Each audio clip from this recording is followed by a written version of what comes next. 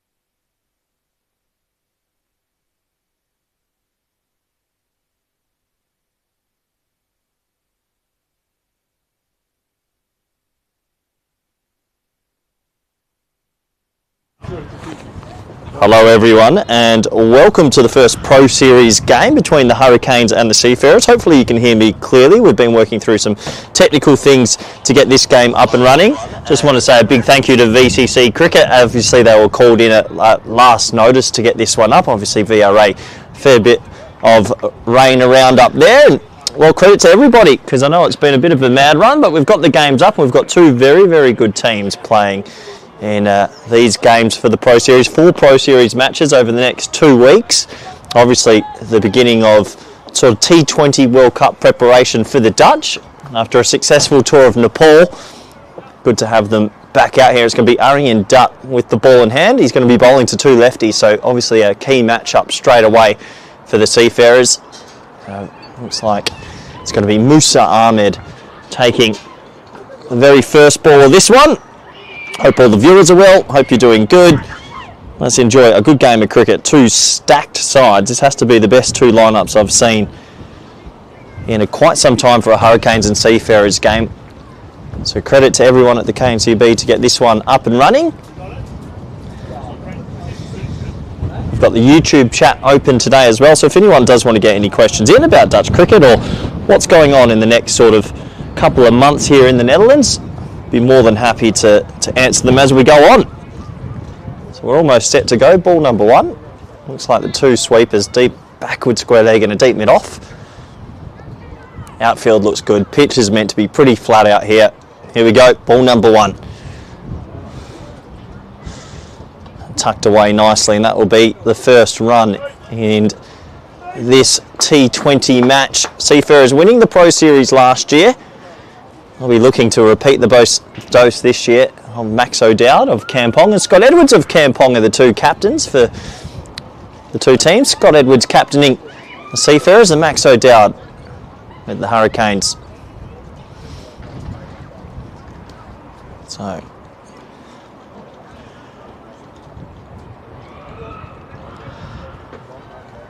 no changes to the field as Aryan Dutt, who's moved to Hermes Cricket Club this year, in for ball number 2, and he's a mighty effective man with the new ball. Probably one of the leading right arm off spinners around the world to open the bowling. He's bowled against the very best in the last couple of years and always seems to be able to do the job.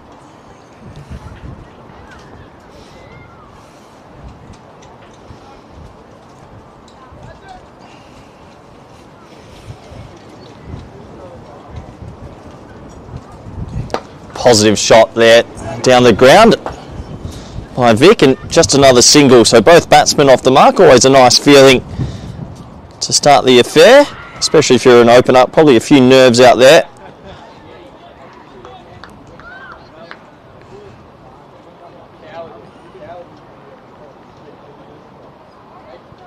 Vikramjit Singh getting himself off the mark, needs no introduction. Vikramjit, seriously good player as well. As I mentioned a few times, these 2 teams have plenty of match winners in their lineup.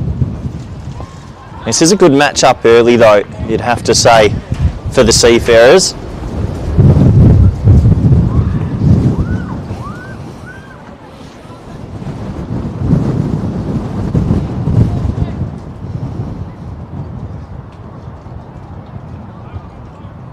Just a slight change to the field. Looks like they're going to take the slip out, try win the over. So a couple of dot balls in the first, and you'll see a lot of T20 teams do this. If you get a couple of dots or a couple of singles at the top, take the catcher out, put him in the ring and try and win the over.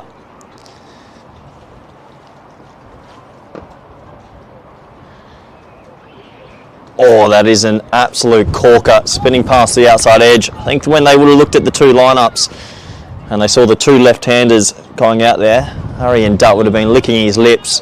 He was always going to be bowling that first over. That's Pepe Baresi, big smile on his face. He's down at deep mid-off in a bit of a hot zone there. Another full delivery hit straight to mid-wicket. That'll be a dot ball. That'll end the very first over. So 1 over complete in the first match of this Pro Series. The score is 2 for none. And yeah, as I mentioned, it's a pretty big summer coming up for the Netherlands. Obviously, this is T20 prep. The KNCB deciding they would start the top classer in T20 format. 4 T20s here. Ireland and Scotland will be in the Netherlands late May for a tri-series, international tri-series, T20 prep, and then before you know it, the Dutch team will be off to the World Cup once again. So these games have quite a lot of weight on it. If you want to make a dash into that very good squad, this is your opportunity. 4 games, if you can get a man of the match or 2, maybe, just maybe, you could be a smoky. I know Ryan Cook and Ryan van Niekerk be watching these games with Heino Kuhn and all the brains trust to make the right decisions, as it looks like Logan van Beek has got the ball in hand, and good to see him back in the Netherlands also. Been playing his cricket all around the world recently.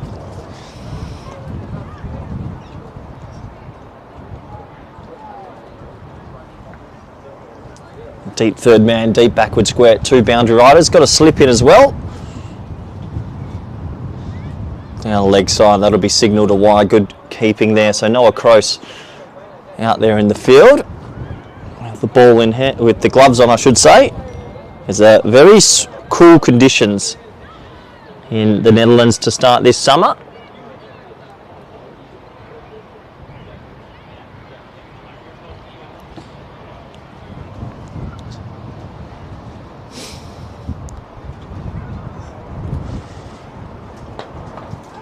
Bit of a checked drive there from Vikramjit Singh, the man that plays his cricket at VRA. Opening batsman for the Netherlands on the Nepal tour as well. It's been a successful period for the Dutch. Their recent tour to Nepal, they ended up winning the final. I think Michael Levitt, man of the match in that final as well. Player of the series, a bit of a breakout sort of start to his T20I career. In Nepal, I believe he made 2 50s and a massive 135 in one of the fixtures, as that's a gorgeous shot. What a noise off the bat, and it's plugged in the outfield. Will it go? It will go. Low full toss from Logan, and Vic, well, he's a sweet timer of the kookaburra, that's for sure. That'll open up the proceedings with the first boundary in the Pro Series. 4 to the total. Good bit of batting. Low full toss, just punched it over mid-on. Max O'Dowd makes an early adjustment, so interesting to see. Looks like third man's going to be brought up, deep mid-on's going to be moved back, and the bails are going to blow off, just to show the viewers a little bit that it is a blustery day. Credit to everyone involved at VCC to get this game up in such short notice. It was people that don't live in the Netherlands. In the last 2 weeks, it hasn't stopped raining. I just got back from Spain myself, and I'm regretting it because it has been cold. Logan again, well timed, straight to O'Dowd at mid-off. So yeah, interesting. So they don't see too many teams do that. One shot over mid-on, and he's put the mid-on back straight away. From all reports, this pitch has been pretty good. Obviously, it's that hybrid sort of wicket, gets stitched in. I don't know too much about it. I won't go on to it too much, but it is a sort of different hybrid wicket, but very true. That one's pushed down to third for a single, third in the ring. We'll give some credit to Max O'Dowd, though. He did move mid-on back, but decided to have short mid-wicket and another sort of catchy mid-wicket, saying to Logan, let's go stump to stump and see if we can get him to chip one up in the air. But yeah, this is, you'd say, that the closing stages for players to maybe put their name up in lights and potentially earn themselves a spot to a massive World Cup that's just around the corner. I think last year Saqib Zulfikar was the standout player in the Pro Series and ended up earning himself a ticket. As Musa pushes this one to backward point, Floyd will do the mopping up. Good to see Clayton Floyd out there as well. Looking forward to watching his left arm off spin. Plenty of talent, plenty of left arm off spinners. Ruler van der Merwe's here. Tim Pringle, great to see him again. He's a good man, Tim, and had a long injury layoff. Freddie Claessen's back around the traps as well. Did go to Nepal, Freddie, but he's just come back into cricket after a serious injury also. So that one's jarred out to cover. So sedate start for Musa. Only the one boundary for Vikramjit, and a good start, you'd have to say, overall from the Seafarers.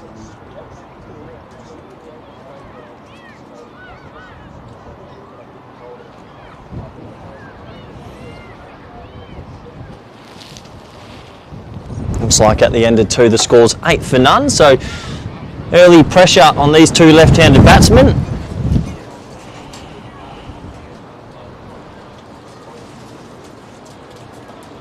But yeah, as I mentioned, the YouTube chat is open, so if you do want to get some questions in, I'll try to get round to that. I've got a couple of internet issues, but thankfully nothing wrong with the stream.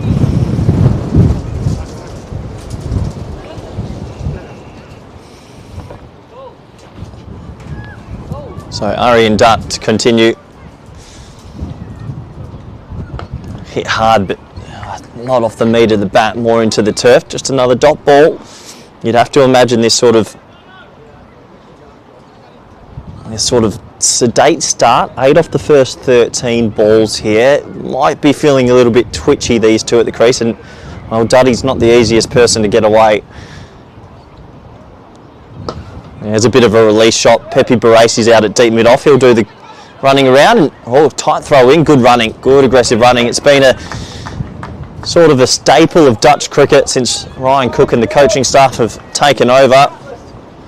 Run hard and run well. 2 more to the total.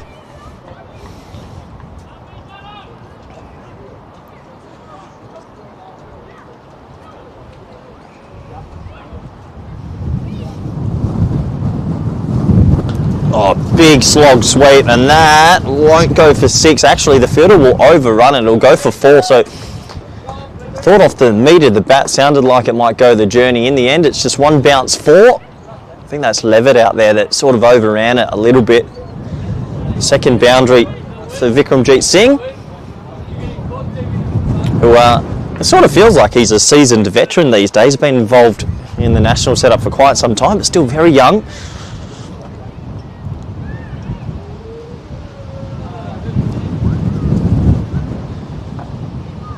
No adjustments to the field just yet. You've still got that deep mid-off and deep backward square.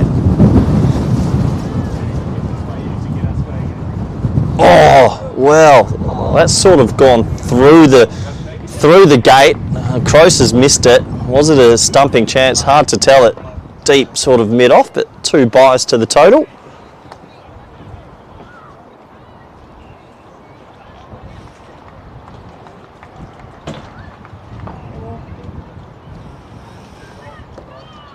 Well bowled from Aryan Dutt, who would love to get one over his national teammate here.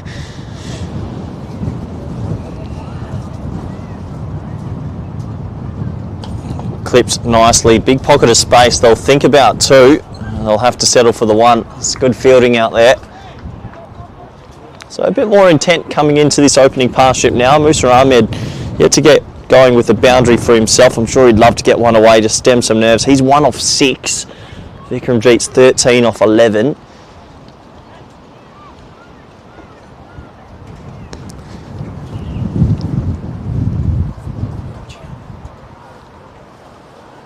Oh, there's the big appeal. Goes for the sweep shot. You felt something might have to give here, but that'll be another dot ball. A little bit of pressure on Musa, who's 1 off 7. Vikramjit, he's 13 off 11.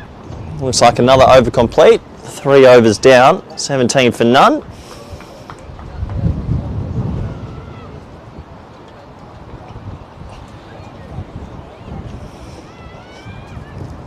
A brisk day out here at Vorberg. Good to see Ruler van der Merwe though turn up for this one as he walks past me on my right. Big smile on his face, the Bulldog. Still trucking at 48 years old. No, great to have Ruler out here. I believe he's got a couple of years at Somerset still, but I was talking to him earlier. He's going to move into the coaching world as well.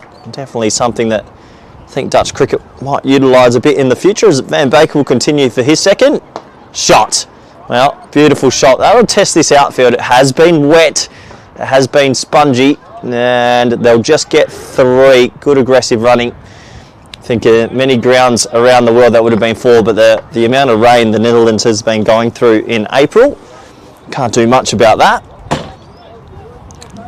Thank you very much, Tom. Coffee passed to me by Tom de Grey, who's been a man mountain to get this field ready today. Thank you, Tom.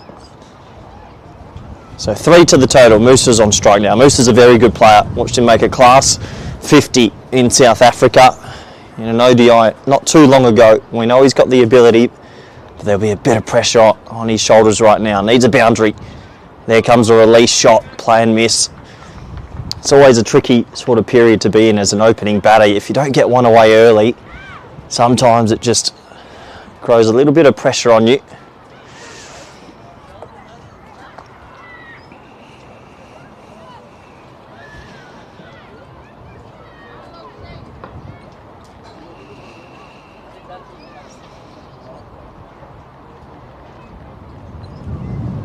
That's a nice looking shot, but they do have a sweeper at deep cover, so Max O'Dowd covering the square boundaries here.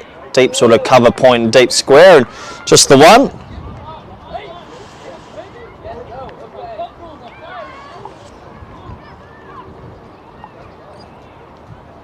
Good to see. Looks like Ryan Cook, national coach, is tuning in. Of course, Daniel Doyle-Kaye, who's playing for Hermes this year, is also tuned in. So a couple of people making sure they get their eyes on the Dutch cricket, and you can understand why.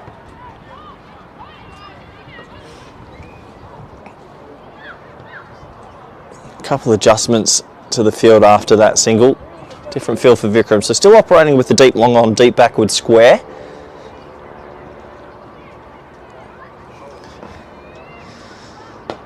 Another aggressive looking drive to Max O'Dowd. I'll try have a bit of a punt on what I think the past score will be, because the outfield's a little bit slow, understandably. It's early season cricket as well. Some players probably just trying to find their feet. I think 140, 150 might be par. I'm not too sure it's a 170, 180 sort of day, but I've been wrong before. I could be wrong here. Well bowled, but well played as well here, just to the slower ball into the wicket, and that is really well timed. Vikram, he's a sweet timer of the Kookaburra. That's a beautiful shot for 4. Logan van Beek digging that one in, sort of sat up at waist height, and 4 more to the total.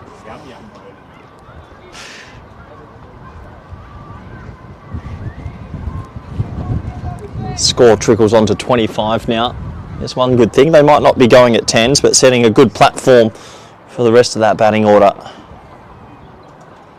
Vikram's raced to 20 off 14, striking at 142. Now runs this one, Clayton Floyd, brilliant fielding, gets called through. Oh, direct hit, would have been out. That is seriously good fielding from Floyd, who's someone you've got to look out for at backward point. Direct hit, I reckon Musa would have been gone over complete.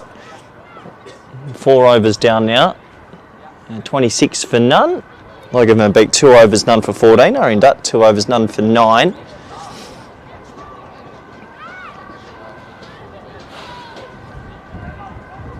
Good to see Arnav Jain also here. Ollie Ellenbus, 2 young whippersnappers ready for a big day, both looking warm. Young.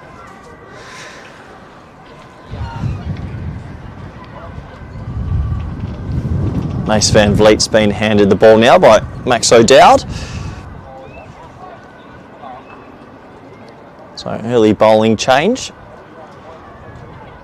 Mace Van Vliet, tall, right arm Dutch bowler, medium fast. If he hits it on a good length, quite an awkward sort of character to get away.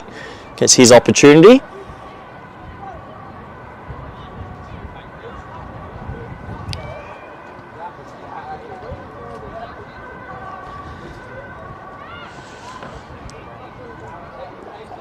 First ball for Mace, and he gets hit in the air, but that could be caught. Does he have enough on it? He does. Hurry and Dart takes a little bit of a slippy out there on the outfield, slippage. 2 more to the total, and Vikramjit Singh shows his intent with 11 balls left in this power play. I imagine you'll see a little bit more of that.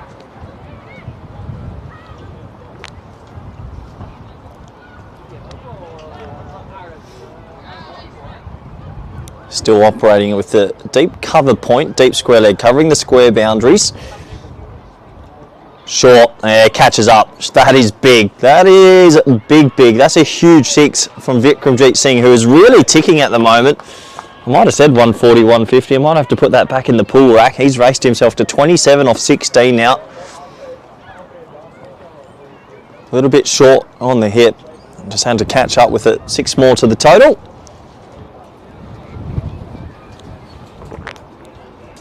I reckon that, unfortunately, might be a Kookaburra loss to the abyss. That went a long, long way over fine leg. You can see the fielder in the background going for a bit of a search. think there might be a bit of a lake there. That is one sort of quirky thing about playing cricket in the Netherlands. If certain grounds around the world have, especially in here in Holland, you've got canals all the way around, and not great if you get those expensive kookaburras hit into there.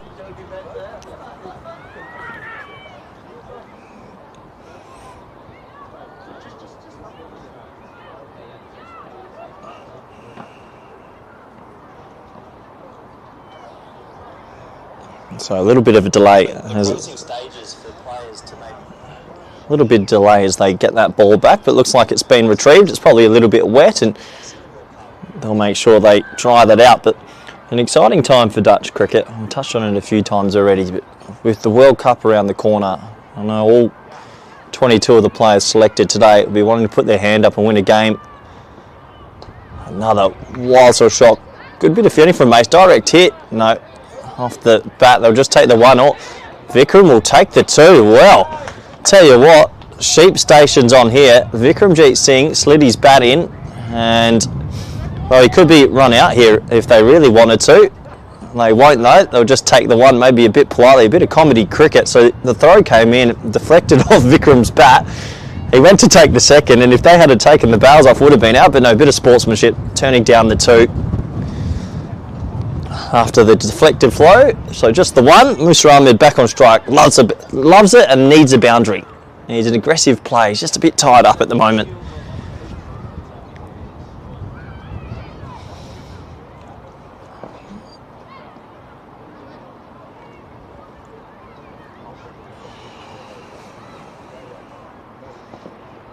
Pulled away.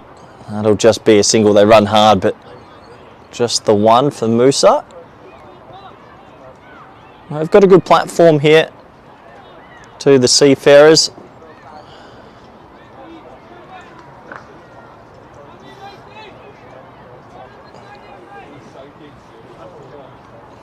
It's a bit of sunshine comes over the ground. I think we've also got a little bit lucky. The early forecast in the week wasn't great, but it just seems to have cleared up at the right time for this T20 match.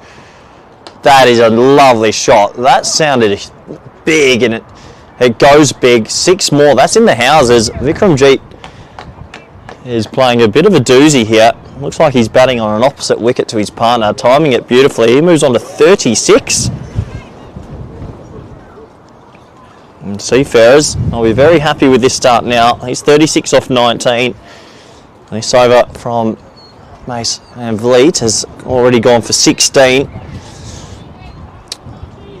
I know they probably wanted to save Ari and Dutt a couple more overs at the back, but geez, I would have been tempted to keep him going against these two left-handers, because that is another 6 into the sight screen, bounces off, and well caught from Hino Kud, who's doing a lap. So back-to-back sixes. That over balloons out of control. I'll actually go for 22, and a risk was taken by Ari and Dutt, I think, not bowling that one.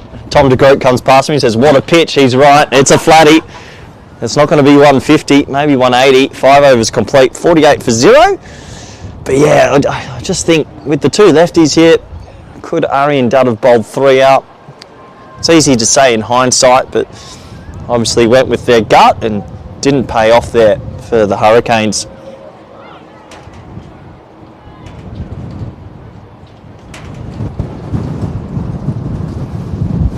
So it looks like another bowling change.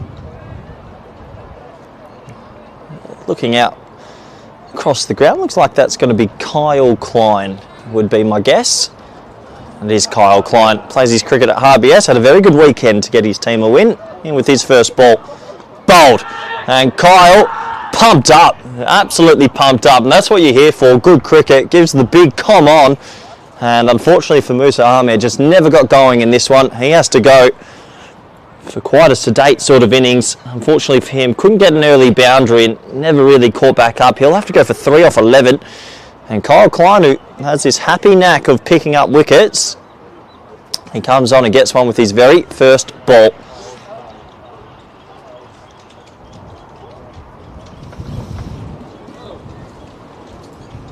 So unfortunately, Musa Ahmed will have to wait until Friday, which will be our second Pro Series game. I'm waiting to hear where that will be played. I think it might potentially be back at VRA, just depending on weather and certain other parameters, but we'll have to wait and see.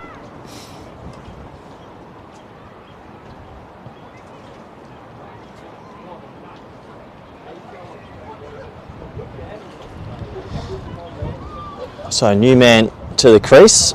It's either Sikander or Saqib Zulfikar. I'll have to get a little bit of luck here figuring out which one. I have a feeling it might be Sikander. It might have been elevated to number 3.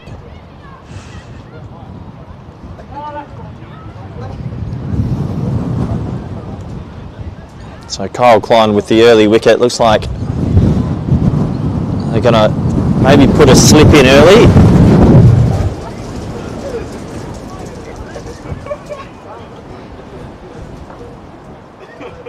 Yeah, so some aggressive captaincy as the wind really picks up out here in Vorberg. Kyle's second ball, full, straight. Exactly what Kyle likes to do. So yeah, slip goes in, aggressive captaincy. They've got that deep square and deep cover points, the 2 boundary riders.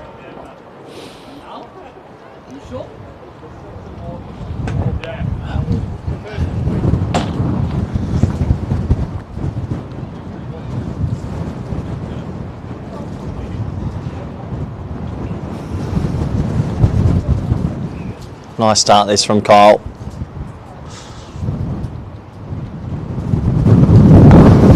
Another full straight delivery. Stump to stump sort of bowler, always asking questions.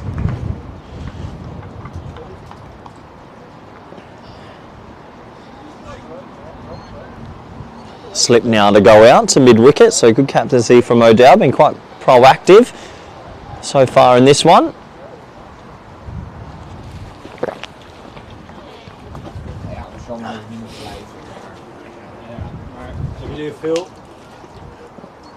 That's a short ball, play and miss. So I'll ask Ollie Ellenbass, who's next to me. Is that Sikander or Saqib? Sikander. That's Sikander at number 3. Thank you very much, Ollie. I thought it might have been. So elevated to number 3. Sikander Zulfikar actually just recently was the captain of Team Europe and the ECN. Did a fantastic job, struck the ball beautifully as well, Sikander. Good to see him sort of up the order. I think Sikander's definitely someone who, when he gets going, probably one of the best ball strikers in the Netherlands. That's good batting, pumps it into mid-wicket. They scream 2, but they won't be able to get it this time, just the 1. Nice over from Kyle Klein as well, who does a very good job. Might be 1 left actually. There is 1 left. But yeah, Sikander Zulfikar was recently the captain of Team Europe in the Western Shield and batted at 3 and played some match-winning innings there. And he's also got a list A average, Sikander Zulfikar, surprisingly, maybe for some, of 45. So hasn't been involved too much lately, but I think he's somebody that you put some time into. He's a seriously talented player and a good hitter of the cricket ball. So last ball of the power play, scores on 49 for 1. Make that maybe 53 for 1. Will that have enough legs on it? Skewed away over backward point at will. Good batting from Vikramjit Singh, who's looks like he's playing on a completely different surface to the rest at the moment. He's raced away. He's made majority of the runs in the power play. 53 for 1, and I'll just double check my scorecard quickly. I think he might be already on 47. Just shows how well he's striking it. 53 after 1, you'd have to say. Seafarers, who batting first in this one, will be the happier of the 2 sides.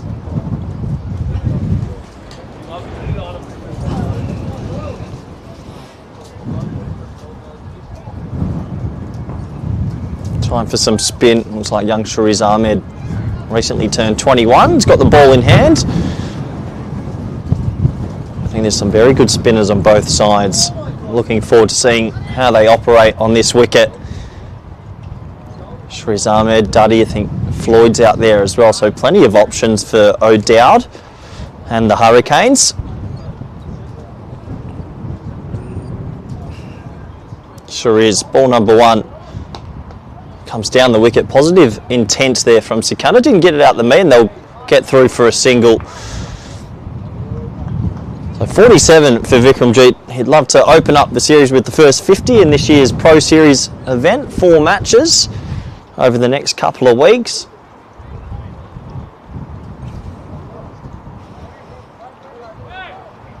Also looking at a rapid 50 here. Batted really nicely from the moment he's been out there. Only 21 balls faced at the moment.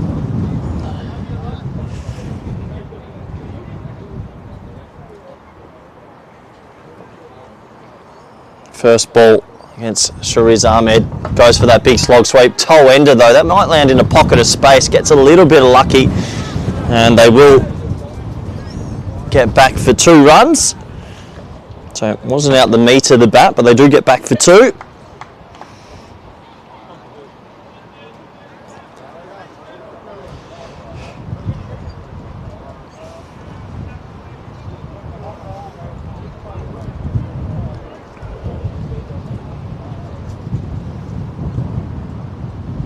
Another nicely timed ball, but this time he finds cover. So since the moment he's been out there, Vikram, he's really got it out the meat of the bat. Got him on 48 out of the 56 possible runs so far. So single-handedly putting his team in a good position here. Seafarers will be happy. Can he convert it into a big score?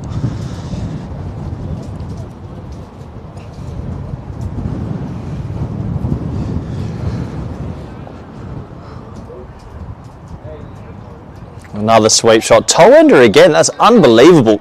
He's actually toe ended it over Shariz Ahmed, who's got the old teapot going on, and you can understand that's 2 false strokes that sort of land in no man's land. Sikandar Zulfikar back on strike. Usually likes to use his feet to the spin. He danced down at the very first delivery.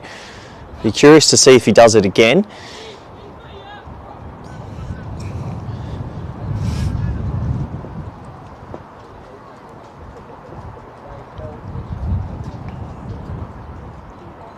Oh, bowled him. Well, he gets it through the gate. Shariz Ahmed's pumped up. Looked like a wrong and maybe skidded on a little bit.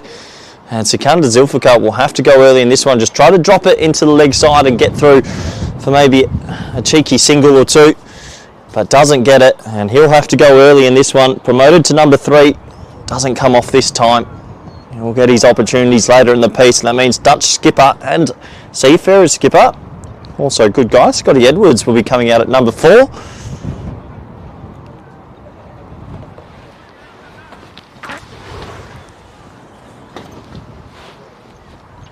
So good comeback this, you'd have to say, from the Hurricanes after, I wouldn't say a slow start, just couldn't get an early breakthrough. They've picked up a couple here and getting themselves back into the contest.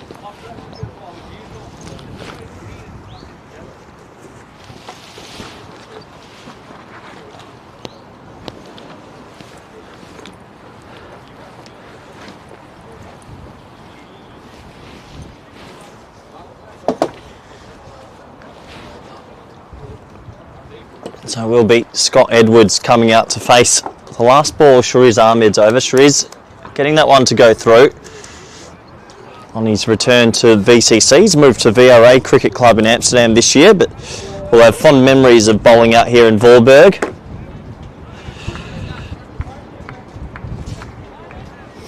Scott Edwards, a very good player of spin, so this will be interesting to see how he applies himself. Wants to nail down that number 4 spot.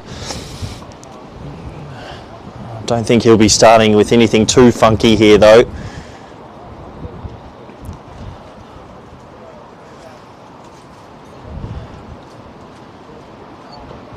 Flighted delivery, clip to 45, big call of no from Vikramjit Singh, and you can understand why. Straight to the fielder, another successful over. So wickets in back-to-back overs here for the Hurricanes. This game pretty evenly poised at this stage.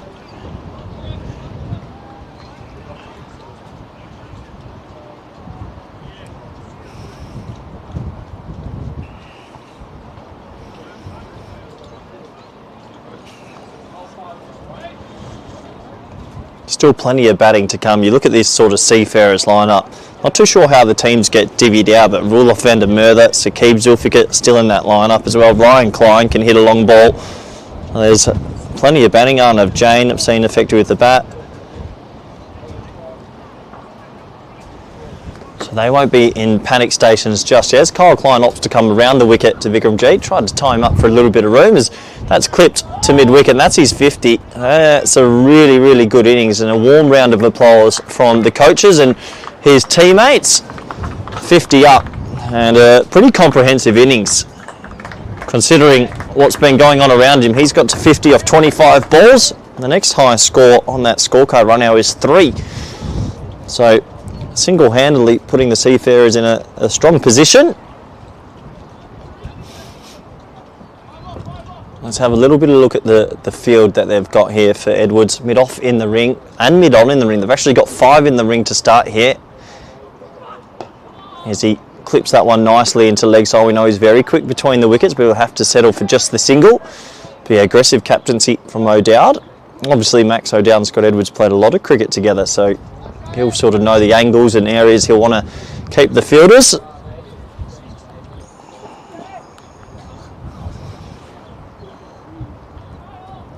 Pretty sort of traditional field for Vikramjit. Fine legs actually just come back out and mid-offs come in, so maybe something more back of a length here. It is a little bit back of a length. Not there to get away. Vikram really ticking here. Seen him make a lot of 50s in the past. He'd love to go on and hit a really big score here.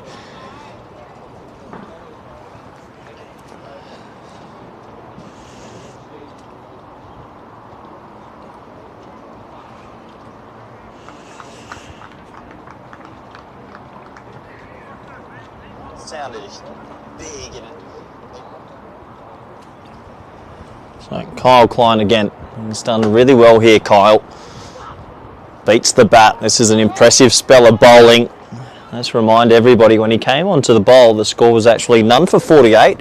After 5 overs, he bowled the very first ball of his spell, removed to Musa Ahmed, and so far, impressive figures. That's one thing you've got to like about Kyle Klein is, you know, he's always going to give you about 150%. An aggressive sort of bowler, good mindset. Signed again for Harvey S this year. Already put in a match-winning performance early for them last weekend. Sort of pulled away, not out the meat of the bat. Good aggressive fielding, cut off out there by Logan Van Beek, who's, I think, fielding in the old traditional beanie. Don't mind that. It is a cool day here in the Netherlands. Can't be over 6 or 7 degrees right now.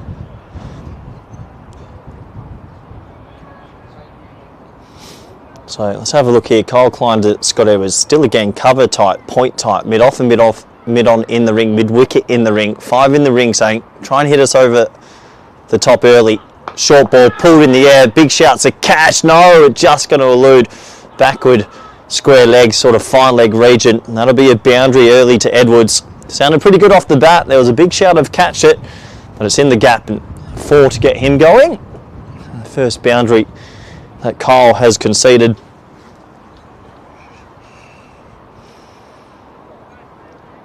So another over complete. That's 8 overs down, 64 for 2. Good game of cricket on our hands here. So pretty even. I think I forgot to mention Saqib Zulfikar still in that batting lineup. Yeah, I'm not too sure how the teams get picked. It might be something I'll look into at the break. But yeah, Seafarers do seem quite batting heavy. Still Ryan Klein, Saqib Zulfikar, Roelof van der Merwe as well. We've seen him play some freak innings in his cricketing journey.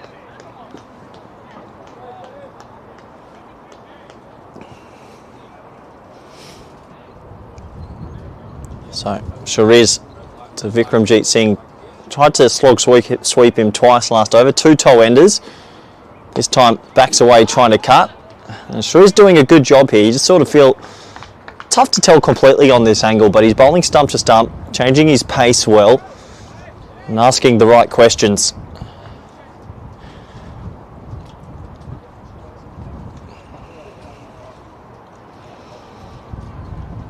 In the air, shot. What a nice shot. He hit it so hard for a brief moment. I thought that might have been a catching chance to cover. I'm not too sure who that was sprawling to their left. It might have been Sebastian Bratt, but it goes away for 4. Made a cannon noise off the bat. 4 more to Vikram, and moves on to 55.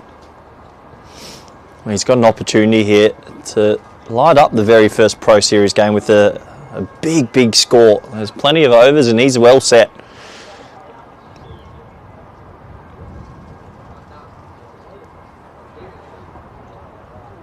There's the sweep. Another one right off the toe of that bat and lands again in no man's land. That's 3, and I reckon Shariz is letting him know. 3 sweeps, 3 slog sweeps, 3 real sort of skewed off toe enders, and they've just landed right in the gap. So a little bit of luck also. You got to make your own luck in this format though. Here's a good test for young Shariz. Probably bowling to, you'd say, the most complete player against spin in the country.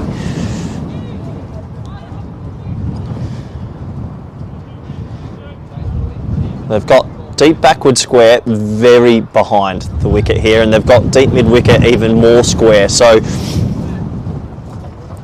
O'Dowd just tinkering with that leg side. Edwards pulls out the sweep, and that'll actually go straight to where he put the man. That is so far behind square leg, but obviously these players know each other so well. Good captaincy.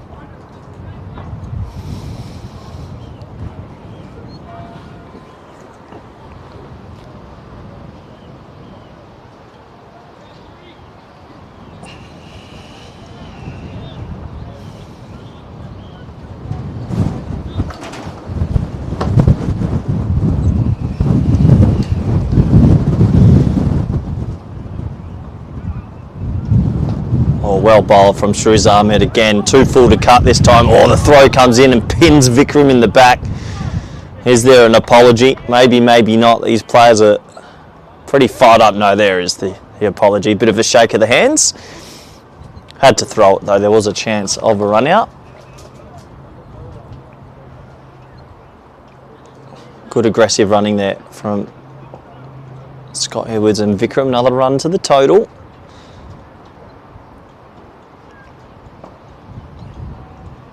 Well bowled again as that's pushed short to point. Angles are cut off well there. Another dot ball. I think Shariz is bowling a handy little spell here to some very set batsmen. Only the 1 boundary off it. He's got 2 overs, 1 for 11. Kyle Klein, 2 overs, 1 for 12.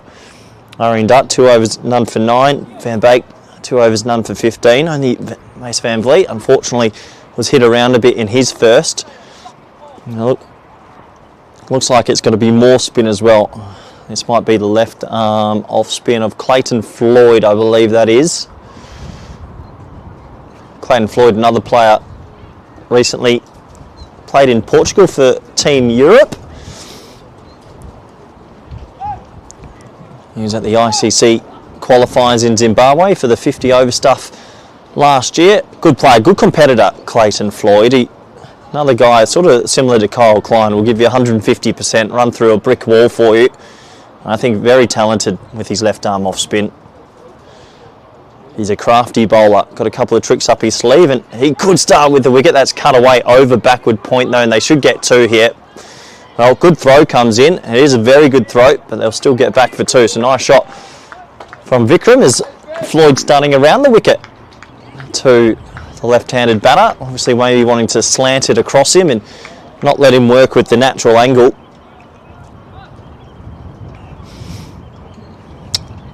Good match up here for the left-handed Vikram. That one's going to be called a wide. So you can see what he's trying to do. Slant it across. Deep cover point's actually quite square, so maybe even getting close to that deep point region. So he tries to smack it through a big pocket of space, and brilliant fielding from Clayton Floyd. That throw came in quite hard there from Sebastian Brudd. I think that at cover, just the dot.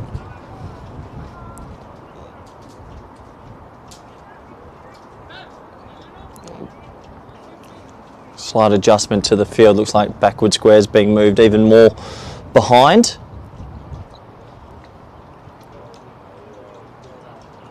Hit again, but straight to cover. This is good from Floyd. Nice start from him. Been impressed so far by the Hurricanes in the middle overs. They've pegged it back nicely. And national skipper and skipper for the Seafarers, Scott Edwards, just has a word to Vikram. Obviously dot balls in the middle especially at the top level, just always can come back to haunt you a little bit. Every ball important. That one flighted, slower, hit hard. Max O'Dowd, gone. Really clever bowling from Clayton Floyd. Well, I think he knew with the dot and the balls before that it was time to just take a little bit of pace off. Floated that one up slower wide. I've seen him do that on ECN cricket quite a lot as well. He bowls this slower, wider delivery. He makes the batsman fetch it. And O'Dowd, who was about 10 metres off the rope, had to track back, holds onto it, and you can see the Seafarers pretty happy with that. As another wicket goes down, and good little comeback here. Just reminding you, there were none for 48 off 5. So that means in the last sort of 4.4 overs, they've gone 26 for 3, and the brakes have been applied.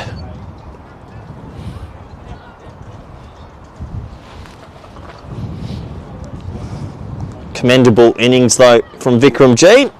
Just got stuck in that over a little bit, but to be fair, compared to the rest of the lineup, he has been motoring. He'll have to go 59 made of 36 deliveries, 5 fours, 3 sixes, striking at 168. Good innings that. Sets his team up. You look at the rest of that scorecard so far, they've actually only been able to put on 11 runs off 22 balls. So even though he gets out for a score of 59, he's put his team in a good position still. Looks like a Saqib Zulfikar that's gone out there. So Floyd will be bowling to Saqib. Saqib was yet another player that was one of the Dutch representatives for Team Europe. It was Saqib Sikander and Clayton Floyd, and they really enjoyed their time out there in Portugal. All played very well. Saqib Zulfikar pulled off an amazing innings in one of those run chases. And he's a very, very good player against spin and pace. Look out for his right arm leg spin a little bit later as well. Still plenty of batting to come. I don't think they'll be too worried yet, but they'd like a little bit of a partnership now. Sweeps first ball, good shot. It's going to beat 45, and well, could he have dived down on that? He's going to start with a boundary. So Saqib, just a nice little clip around the corner. It was a sort of an arm ball, it looked like, from Floyd first up. Maybe could have gone the opposite way and slowed that one up also. But 4 to start for Saqib.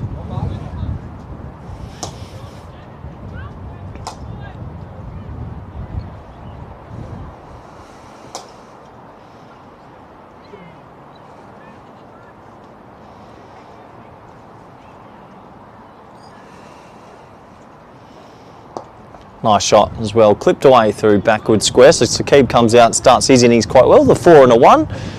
Floyd though, good start from him also. He picked up a vital wicket and he'll finish his first over with 1 for 8. So the bowling changes, Klein, Ahmed and Floyd have all picked up a wicket in the first of their spells. And that's the halfway stage. Don't think there'll be any time for drinks today. It's cold. 79 for 4. I think if you asked me, I'd say slightly ahead.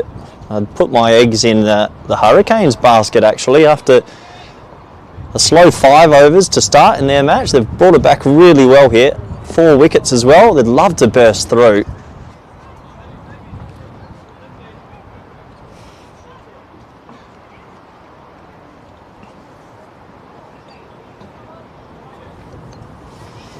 So Shariz Ahmed continues, bowled extremely well today. Can he pick up another one? Well, he's dragged that one down. Bit of a long hop, shouts a catch, but he's picked out Logan Van Beek at backward square. I think he got away with that one, Shariz. Probably the first loosener for him. Saqib Zulfikar made 100 in the 50 over Pro Series game last year at VOC. Might have helped his chances, got a couple of trips around the world, and I think he's a crafty cricketer, Saqib. Him and Edwards, bit of work to do here. Edwards, nice looking drive, shouts a 2 straight away as soon as he hit it, and they'll want the 2, but good mopping up. That's levered out there at deep cover. I'd say most of the fielders here on the rope, especially square, are hovering 5 to 7 metres off the rope. It is big boundary, straight probably a little bit more traditional, only a metre or 2 off the rope. Yeah, definitely deep mid wicket, deep cover, point and deep square leg are right off it. Oh, flighted delivery, nice shot, O'Dowd, good fielding, really good fielding from Max O'Dowd at cover. That was laced from Saqib, who's Only faced a handful of deliveries, but good timing so far.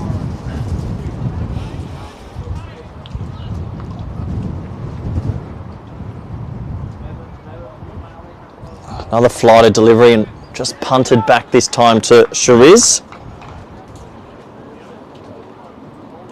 Shariz, sensational figures. Maybe pick of the bowlers so far, 2.4 overs bowled, and he's got 13 for 1.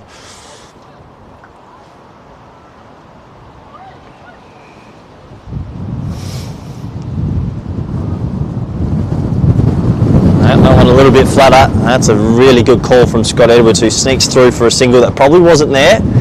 Good alert cricket.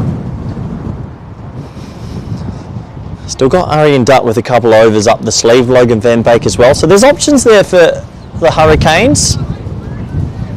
They'll sort of realise this is a pretty big partnership. These two both travelled to India recently. A lot of experience. Obviously Scott Edwards, captain of the Dutch side, has been doing a good job.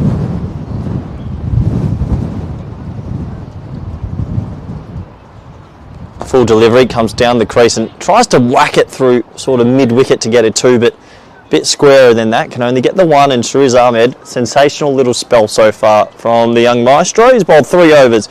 He's got good figures of 1 for 15. I'd be tempted if I'm Max O'Dowd to bowl him out here. Might as well while he's got his rhythm up. I dare say they'll stick with Clayton Floyd as well. So 3 spinners in this lineup. You add the Mace Van Vliet with Logan Van Beek and Kyle Klein. It's a very good six bowler combination.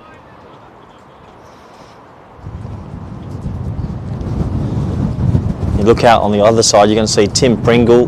Good to see him back. Rula Vandermeer and Arnav Jain. So some seriously good spin options for these teams, and with such big square boundaries, pretty helpful to have.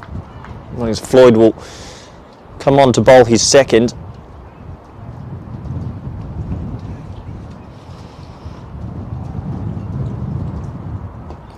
Clip straight to 45. Edwards says yes straight away, and they'll get through. Sorry, my apologies, that was Edwards who flicked that one away. Good call from Saqib Zulfikar, get the single.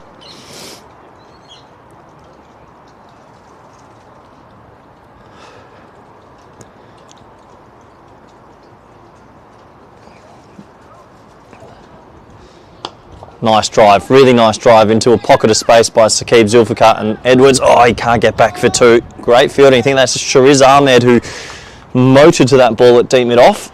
All these players are pretty aware that nearly every combination at the crease, they're running extremely hard between the wickets.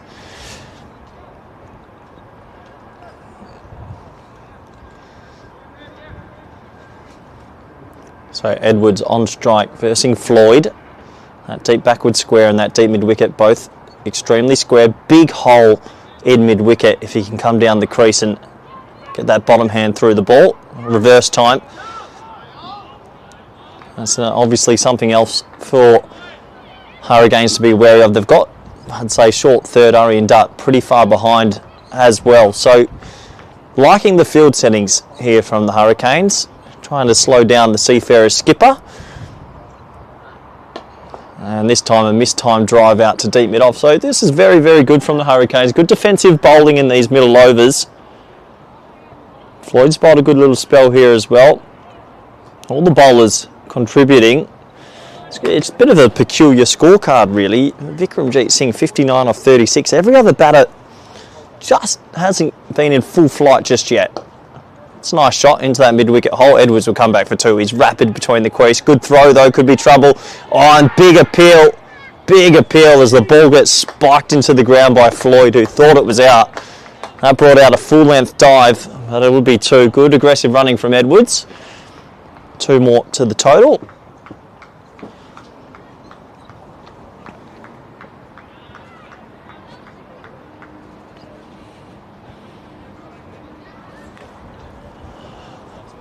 Short to point, angles are cut off well.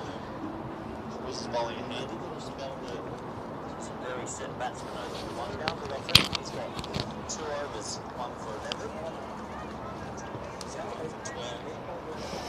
So a little bit of a delay while Edwards just adjusting his gloves after that big dive. Saqib still on strike, cuts that one away, and they'll shout 2 again, but Saqib obviously cutting it off the back foot, will only be able to get the 1.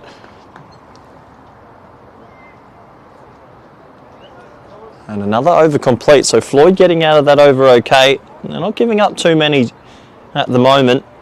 Floyd's got 2 overs, 1 for 14. Shariz Ahmed 3 overs, 1 for 15. And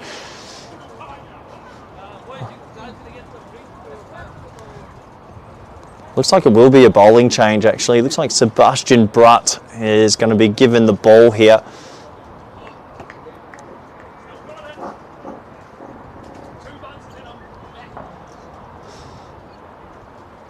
Interesting to see this bowling change. I would have been tempted to continue with Shariz because I'm not too sure if you have so much room to bring him back a little bit later in the piece. But it does look like the Hermes skipper, Sebastian Brutt's going to have the ball in the middle here. Sebastian, clever sort of bowler, cutters into the wicket often. He's got a decent Yorker on himself as well when he gets sort of into some good rhythm.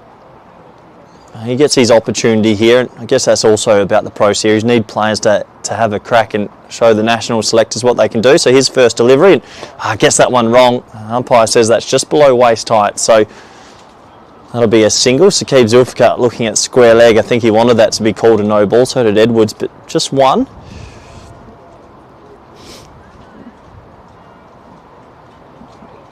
Yeah, looking at that platform, these two sort of steadying the ship after a couple of wickets in the middle stages. Oh, that's all wrong. That is a no ball. That has to be called a no ball. And Edwards is, well, sizing. He throws his head back because if he had got any meat on that, that would have been 6. So no ball. Sebastian Brutt just losing his first 2 deliveries. Easily could have been 2 no balls. That'll be 1 official warning as well, as the umpire lets him know. So free hit time, Saqib Zulfikar on strike, and Seafarers would love a 6.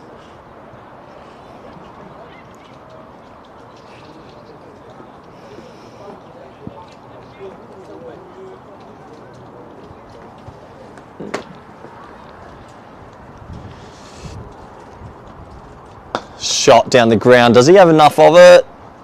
He does not, and that'll just be a single as Edwards gets back for a good run too. Mace Van Vliet, I think, sort of hesitated. Obviously, he couldn't be out caught, but didn't attack the ball as well as he would have liked, and they do get an easy 2.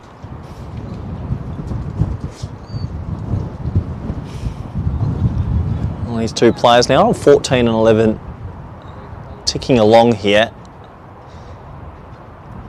Oh, inside edge, cruel game. Floyd can't get down to it. That might trickle away for 4. Sometimes you've got to have a little bit of luck in this format. That was a ball that he just tried to run down to third man. Thick inside edge. Saqib Zulfikar moves on to 18.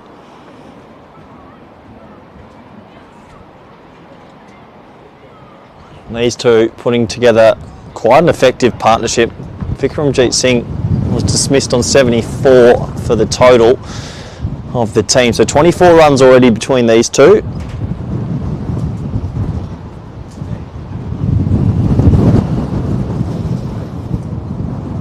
Shot, nice shot, timed down the ground, full face of the bat.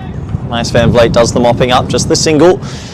Yeah, 25 run partnership doesn't sound like much, but considering they lost 3 wickets in a quick succession, it's as good signs now for the Seafarers. They've got a platform again to enjoy the last 7 overs here in Voorburg.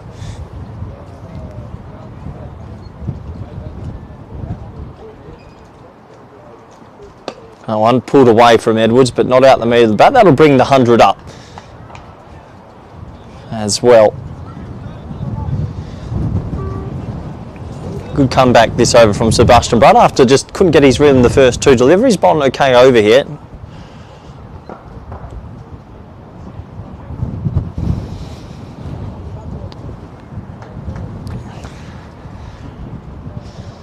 Clipped away again. Saqib Zulfikar is definitely one that's come out. He'll get 2. Good bit of running as there's a slight fumble. They'll think about 3 even. Just the 2. But since he's come out for this innings, he's timed everything. He's moved on to 21. Another over complete. 13 overs down. It's 102 for 3. 7 overs remaining. If If you can go at 10s from here, looking at 172.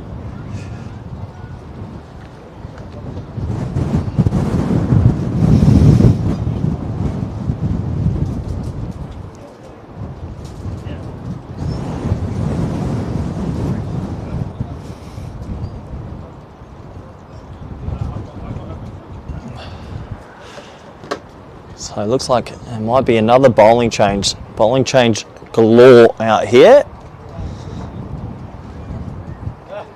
I have to have a close look, but this might be Levitt having a bowl. Michael Levitt, look forward to watching him opening the bat a little bit later after his exploits in Nepal.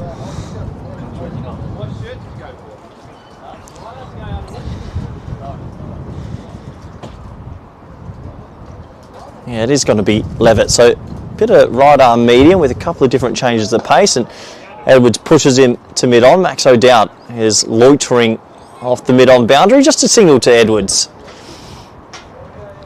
Looks like big Freddie Clarkson just hanging around the commentary box as well. Good to have Freddie here. Might maybe even get him on for a couple of overs.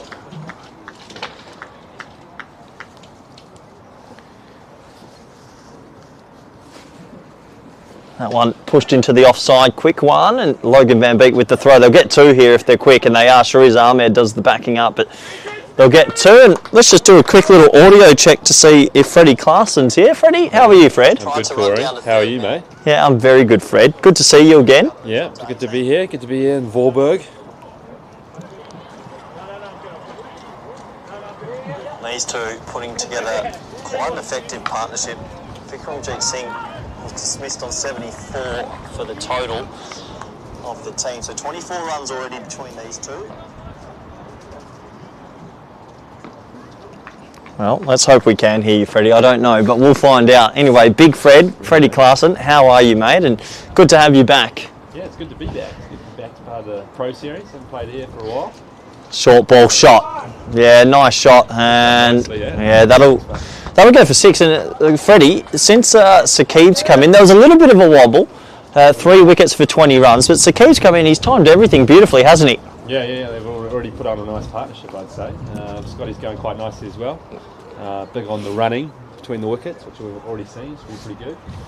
I think at this rate, maybe about 170 would be nice. Nice score. Go at 10. I was sort of saying at the start, just because of maybe the slower outfield, I thought maybe 150, 160. But with the platform I think that you have now, 170, I think you'd want as Levitt again to Saqib, who punches that extremely well. Two out there as well.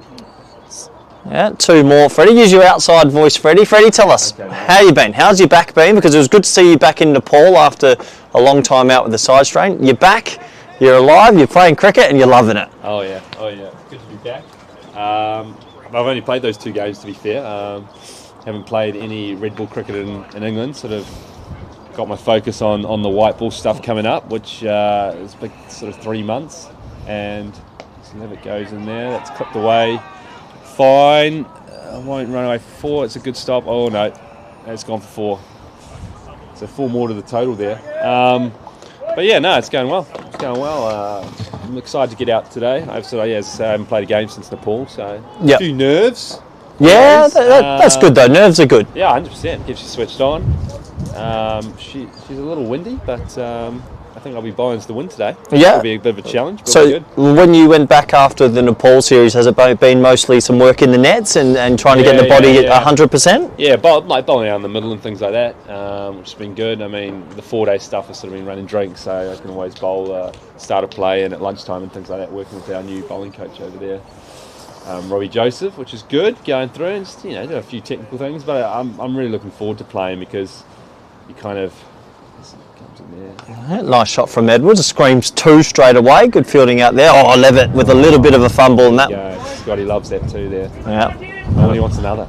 But like when you're bowling, when you're just sort of not bowling in games, you probably get obsessed a little bit with technical things and sort of work on. So it'll be nice to get out there and just sort of bowl, be childlike as I like to play. Yep. So. It's good to have you back. I know you had a long-term injury, and it's nice to have you back in the Netherlands as well for these Pro Series games. That's clipped away through backwards square. Another big call or two, but Floyd does the mopping up for one. But yeah, tell us a little bit about these Pro Series games. A lot of people have been messaging and saying, geez, the two lineups are stacked. Yeah. How good is it to have such big names all playing in this and putting their hand up to make the World Cup qualification? Absolutely. I mean, that's sort of the main reason around these games. It's a bit of an inter-squad trial, really. The old school probables versus possibles. But yeah, I mean, I get to bowl against Maxi and Michael Levitt today, which will be exciting. I'm sure there's already a bit of chat out there already. Seeing some of the celebrations have been a little bit aggressive, which I like. A bit of passion out there, which is good. And I mean, you want the bragging rights to win. So yep. Scotty and Max obviously live under the same roof, so. Yeah. You know, could get a bit spicy tonight, depending on what way the game goes. So. Yeah, it's good to see. I sort of told Kyle Klein got a wicket early, Shariz got a wicket in their spells, and they gave it, you know. And that's what I sort of want to see. You don't want to just play this as a friendly. These players out here are playing to maybe make a World Cup squad. As that is ballooned over cover, big shouts at two. They'll get back quite comfortably. Yeah. And these two, a couple runs away from a 50-run partnership. Oh, yeah, nice. As you see, there's sort of twos everywhere. I mean, it's tough in the windy conditions, obviously, especially on this sort of leg side here. The boys are watching. Yeah, they've been batting well. Saqib Zulfikar's actually Pro Series sort of gun last year, made that 100 at VOC and got himself... Was he get that for the Hurricanes? Yeah, and that's good batting, but he finds Floyd, good catch. It was a slower ball. He gets the ramp shot out, Freddie, but Clayton Floyd sort of read it, started running to his right. Good catch in these conditions. Yeah, absolutely. I mean, that's to put a halt to the partnership a little bit. And who have we got next in there? Is that Ryan Klein going to bat as a playing as a specialist batter? So he's working hard on his batting and sort of playing as a batter only. Unfortunately, he's carrying the injury at the moment. Okay. Similar to what I had. So. Yep. Good to see him out playing though. Yeah, it's very good to see him. Saqib Zulfikar will go for a very well made 39 off 22, I believe, in the end, and that's a tough way to get out. He's actually played a perfect ramp shot, but it was a slower ball. He wasn't able to generate the pace, and Floyd takes a good catch. And with 6 overs to go, you'd be hoping for 171. So yeah, Freddie, obviously, you were out for a while. But now you've made your sort of comeback and that. What's the season looking for you away from the Dutch stuff as well? What's your sort of year looking like? Well, hopefully, if selected, the World Cup will be the first sort of games that I'll play, competitive games, I'd say. Obviously, there's Ireland and Scotland games before that as well. Yep. And that will take me through till the end of June, sort of start of July, where I'll go back to the UK and play the rest of the Vitality Blast. So I'm available for 6 games there. Nice. And then late July into August is the 100 competition where I'm playing for Manchester. So quite a busy summer. Yeah, exactly, if selected for everything, very busy 100%. Summer. So that's where, just being patient with coming back from the sort of long-term injury and not rushing it. And just sort of getting my loads up, and so these games are quite important for the building block. So yeah, very good to hear. As it looks like first ball to Ryan Klein as a specialist bat in this one, chips into a huge pocket of space, and easy too for Edwards, who's it's going to go for 4. Well, Arian Dutt has completely misread that one, and 4 runs to start for Kleiny. Not bad for Seafarers. We'll take that. Right. You never want to see a player misfield, but he's on the opposition today, Fred. Happy days. We'll take them. So some extra runs there. So 5 overs to go, 128 for 4.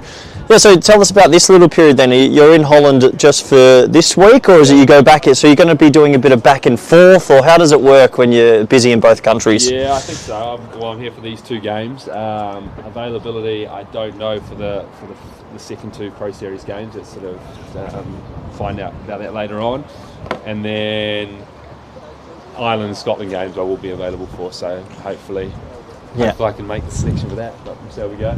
Yeah, well, fingers crossed, Fred, as it looks like bit of spin to continue. Looks like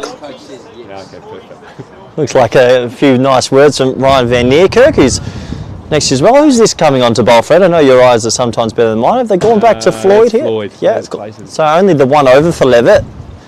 Floyd hit straight to Logan Van Beek, and I do like that Logan's got the beanie on. And talk to me about weather conditions. How cold is it down there on the grass? It's the wind. It's the wind factor that's really cold. Oh, I can tell, Fred. I'm slightly elevated, and I can tell you the wind is blowing right in these. She's blowing. So, I mean, wind's not great for many sports. Maybe windsurfing, but she's definitely the cold's there. When the wind dies down, it's actually quite lovely. It's quite pleasant out there. So credit to VCC to getting these games up, because to be honest, it has been wild conditions in Netherlands the last few weeks. Brilliant job on the hybrid wicket out there. He's done really well. Yeah, always VCC delivering the best, as Klein will have his second delivery. As you mentioned, has been working on his batting, playing as a specialist batsman. I didn't know that. So how will he go today? And clips that one nicely for a single. What's par, Fred, if you had to say, well, not from here, but at the start of the game, what would you said par? Do you think 160, 170, top end? I think about then. It's obviously, as you say, like fielding conditions aren't great. Yep. I thought Colin Klein bowled very well. I've seen that some nice lengths on that far end. I think there's a bit of swing early on, but Vikram played well, obviously. And this sort of middle partnership, Stucky, Scotty, and now hopefully Kleiny. Yeah, I think Vikram, I don't know what he had for breakfast today, but he timed the ball beautifully at the start. He looked like he was playing on a different surface to the rest. He did some range hitting yesterday, and I was very impressed actually. Swing was looking tip-top. So I think the one thing with Vikram, you feel like he's 40 years old. He's been playing cricket for a long time and doing what he needs to do. Is well bowled from Floyd, jars in a Yorker to Klein for a dot ball. A good game of cricket this. It's been a bit to and fro throughout. Absolutely.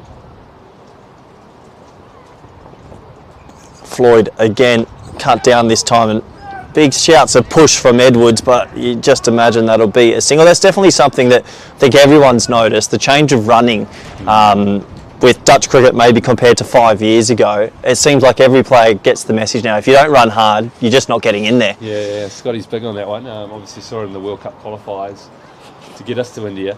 That running was sort of the major difference, I think, between us and the other teams.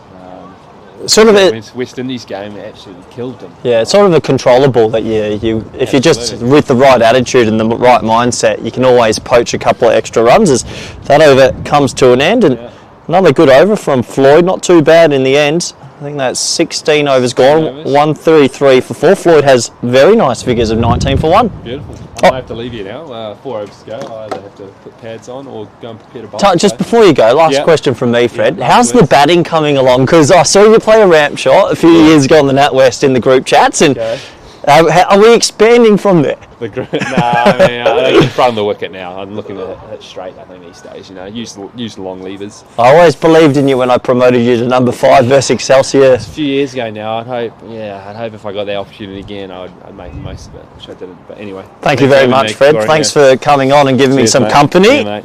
Good on you. Go strong. I'm going strong, Fred. We'll see you, and good luck with the ball later, Fred. So 4 overs to go here. Looks like we're going to go back to Logan Van Beek, who probably going to bowl his 2 out, you'd imagine. Edwards the key. He's sort of controlling this back half, which he's quite clever at. Mid-off in the ring. Fine leg back as well, deep backward square. So the 4 fielders in the ring, and mid-off cover, backward point and third. Now, he's got that sort of reverse shot that he's not afraid to play off pace either. Will he get very funky here, or will he try hit it over mid-off? Bottom hands it straight to mid-wicket, shouts a 2, but Shariz Ahmed's really about 15 metres off the boundary rope, so just the single.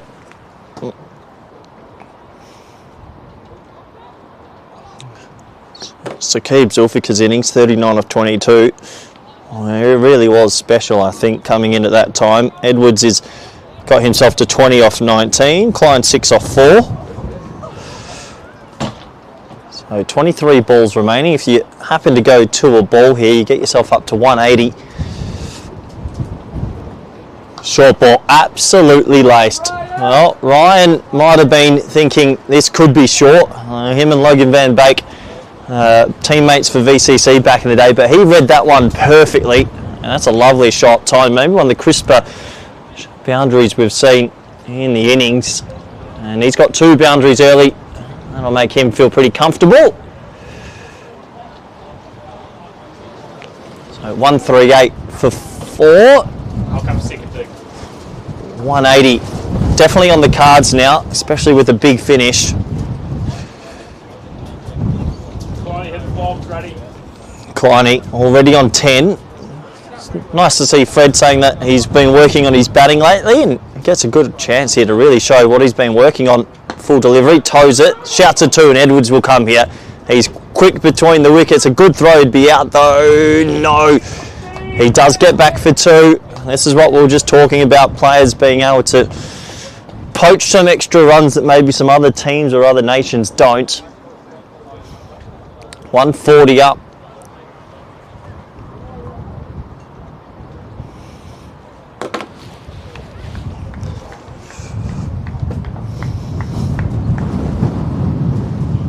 A 180, 185 wicket here.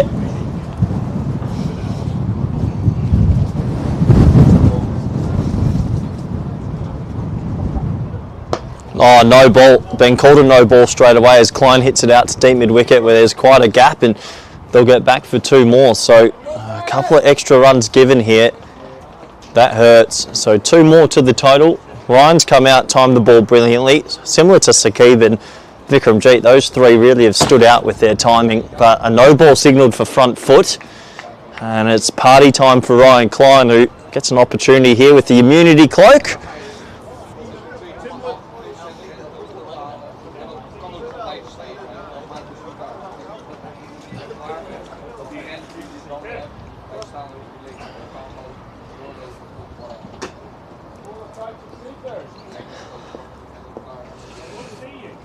So free hit time, well bowled. Really well bowled from Logan van Beek, who gets it full, just outside the off stump. Nails his Yorker.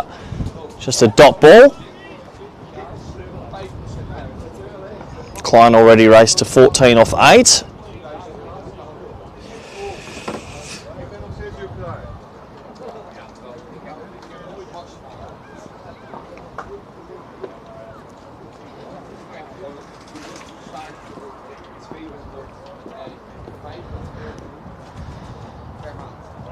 Hit hard down the ground, made a nice noise off the bat, but straight to the fielder, and Edwards decides this time maybe it's a leap too far. They'll have to just settle for the single. Good little comeback there from Van Beek, the last 2 deliveries, just trying to hit wide Yorkers.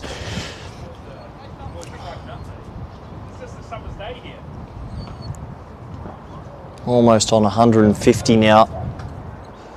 There was a brief moment where the Hurricanes would have been thinking 1 or 2 more wickets on the board, maybe we can restrict them to that 140, 150, but that partnership from Saqib, Zulfikar and Edwards sort of pulled it away from them. Now it's more about damage control as square leg comes in the ring, point goes to backward point, thirds up, mid-offs up, covers up. So another sort of different sort of field from O'Dowd, who's trying to think on his feet.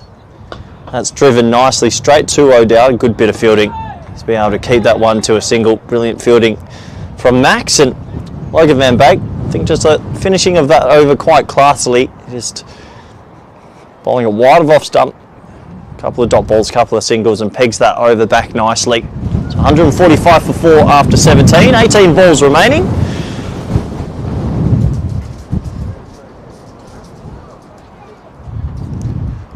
Be interesting to see how they finish here.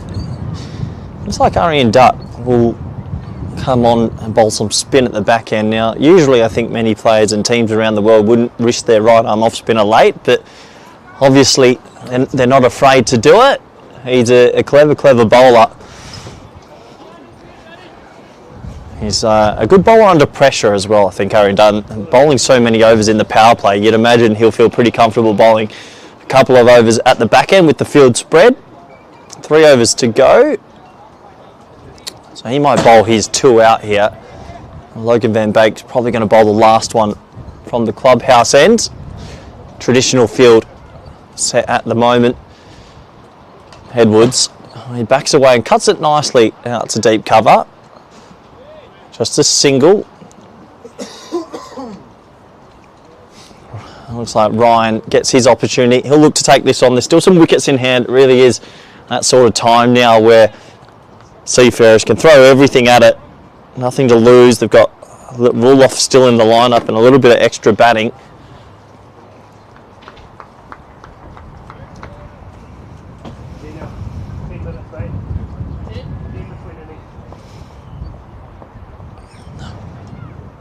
Flighted delivery. Oh, he goes for a bit of a swat across the line. That's why Duddy's a clever bowler. He usually is pretty quick through the air, but this time slowed it up, kept it wide and beats the bat.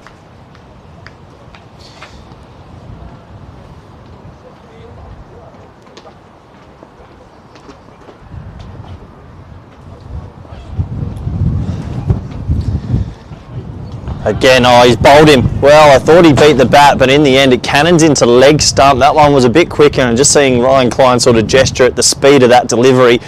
So they held Duddy back. I was maybe a little bit critical that they could have bowled his third early to the two left-handers, but they've held him back for a reason, and it pays dividends straight away. Klein goes. Good little innings from Ryan Klein. He'll be disappointed to get out there, though. He had set himself a good foundation. He'll go for 15 off 10. And new man to the crease, looks like Tim Pringle will go in next. And yeah, Tim, good player as well. Good to see him back in the country. I know last year he wasn't able to get out to the Netherlands and missed some pretty big fixtures due to injury. But from all reports, he's been banging down the door in New Zealand once again, domestically. He gets his chance at the back end for a bit of a cameo.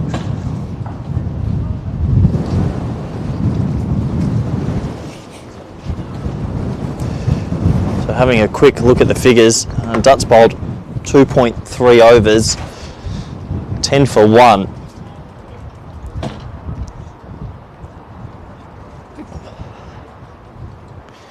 Another standout performance from him with the ball in hand. He's moved his cricket to Hermes Cricket Club, who I think are a bit dark horses this year in the top class of T20 program, that's for sure.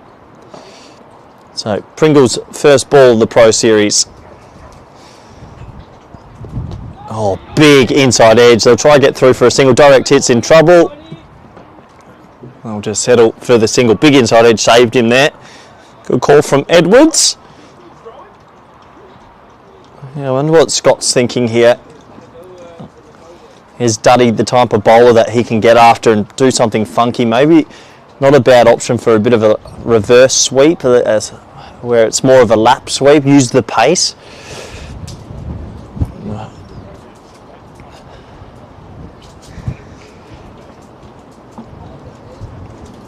Yep, there it is, and well, it's not so much a lap, looks to really hit it and doesn't get anything on it, so another dot ball.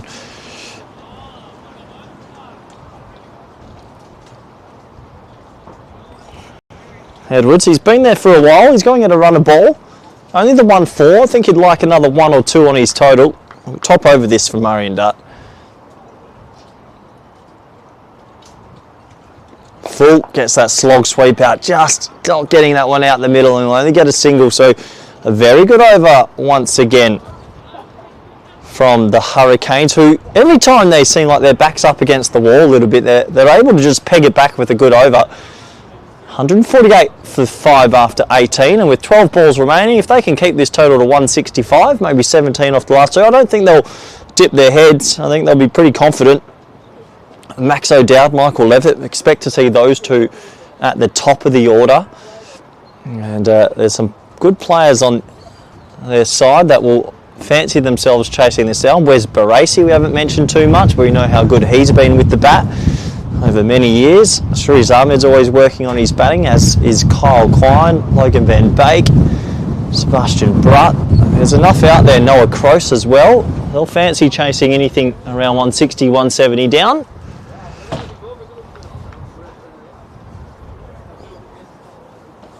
So Kyle Klein, actually, it's not going to be Logan Van Beek. He'll bowl the last over from the clubhouse end.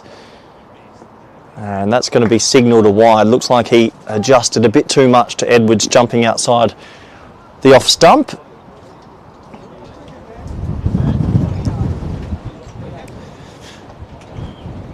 Still 12 balls remaining. Can they have a big finish? Can they somehow find another 30 runs?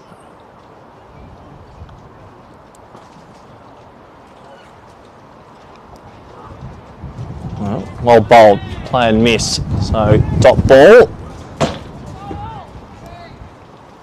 It looks like we're going to have a little ending cameo here. Ryan Van Niekerk has joined me. Ryan, good to have you back in the con box on this breezy day. Thanks, Corey. Good to be back. Lovely to actually get outside and play some cricket. It's been a very interesting 3 weeks of cold and wet in Holland. Yeah, I can imagine. As that's miles on there. This should be Kyle Klein's or Noah's. Noah calls it. It's his catch. Breezy, and Edwards will have to go. So 149 for 6 so far, Ryan. Pretty topsy-turvy. Good contest. Yeah, really good contest. I thought the Seafarers certainly put it on them with Vikram's innings up front. Put some pressure on them, and I thought Saqib Zulfikar had a fantastic knock. His 40 off 22 balls, I think it was a really good knock in the context of where the game was going. Scotty was playing second fiddle there, and we probably would have loved him to kick on being the man in, but I think a nice opportunity for some young guys at the back end of the innings here to get it going. I think the Hurricanes have bowled beautifully in the second half of this game. And pulled it back nicely. Yeah, they have pulled it back. Yeah, so obviously coming from Nepal, where you won the Tri-Series and the T20s there in the final, and just give the viewers a bit of an explanation, how much weight is on these sort of games? A lot of people saying 4 Pro Series games, Ireland and Scotland around the corner, and then the World Cup, so it's T20 mode in full gear, isn't it? Yeah, absolutely. I wouldn't want to say that there's, the talking being like a lot of weight in these games, but having the best players in the country challenging and against each other, and sort of really the quality of cricket is really high, and I think for that purpose it obviously creates its own sort of weight in terms of the players. Certain players are playing for different positions. Without that being said, I think it's felt naturally by the players in different positions, and everyone sort of wants to be on that aeroplane. It's a very interesting dynamic. But we've got 4 Pro Series games. We've got a lot of top class and world class T20s being played as well on the weekends, and then we've got the Ireland Series, which is another 4 Ireland Scotland Series, which is another 4 T20s. So full on T20 mode, as you mentioned. I think exciting. Guys like Levitt have stood up at different stages now, and a few beautiful kind of knocks and opportunities coming for guys. Good to see Tim Pringle back in the mix. Been quite a while since he played for the Dutch, coming back from his injury. Nice to have Logan back in the country after a fantastic season with Wellington. And great to have Fred back. He's coming back from a back injury is never easy, and so phenomenal having a guy with his experience and skill set back in the mix too. So I think a lot of opportunities to play for, and I think this Pro Series certainly acts as a great kind of platform for anyone of our best players in the country to show off what they got. Yeah, I couldn't agree more, as it looks like Pringle will get himself another little two. Yeah, Tim Pringle, obviously someone that missed out last year due to injury, same with Freddie Clarkson. So it actually sounds like a lot of these boys are coming back at a perfect time, with the World Cup around the corner and a big Tri-Series versus Ireland and Scotland. Yeah, absolutely, and not to forget that Ireland-Scotland series has got some huge world ranking points. Yeah, I'm big on the ranking points. So when there's certain qualification criteria, as you know, with associate cricket, it's brutal. There's something on every international game, and so these players, in terms of ability to bowl at quality, he's hit him in the head. Yeah.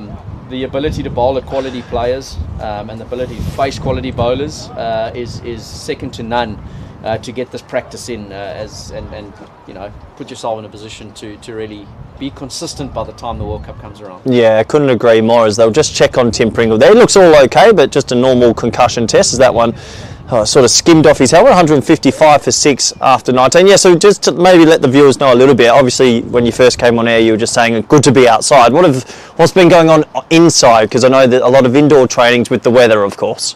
Yeah, it's a bit of a strange one, because we spent sort of 3 weeks in South Africa in January against the SA20 teams, which was a phenomenal time for the players. Normally midwinter here in the Netherlands, so a group of 16 players got to play that, and then we had a 3-week camp in Cape Town after that, which was a great time just before Nepal.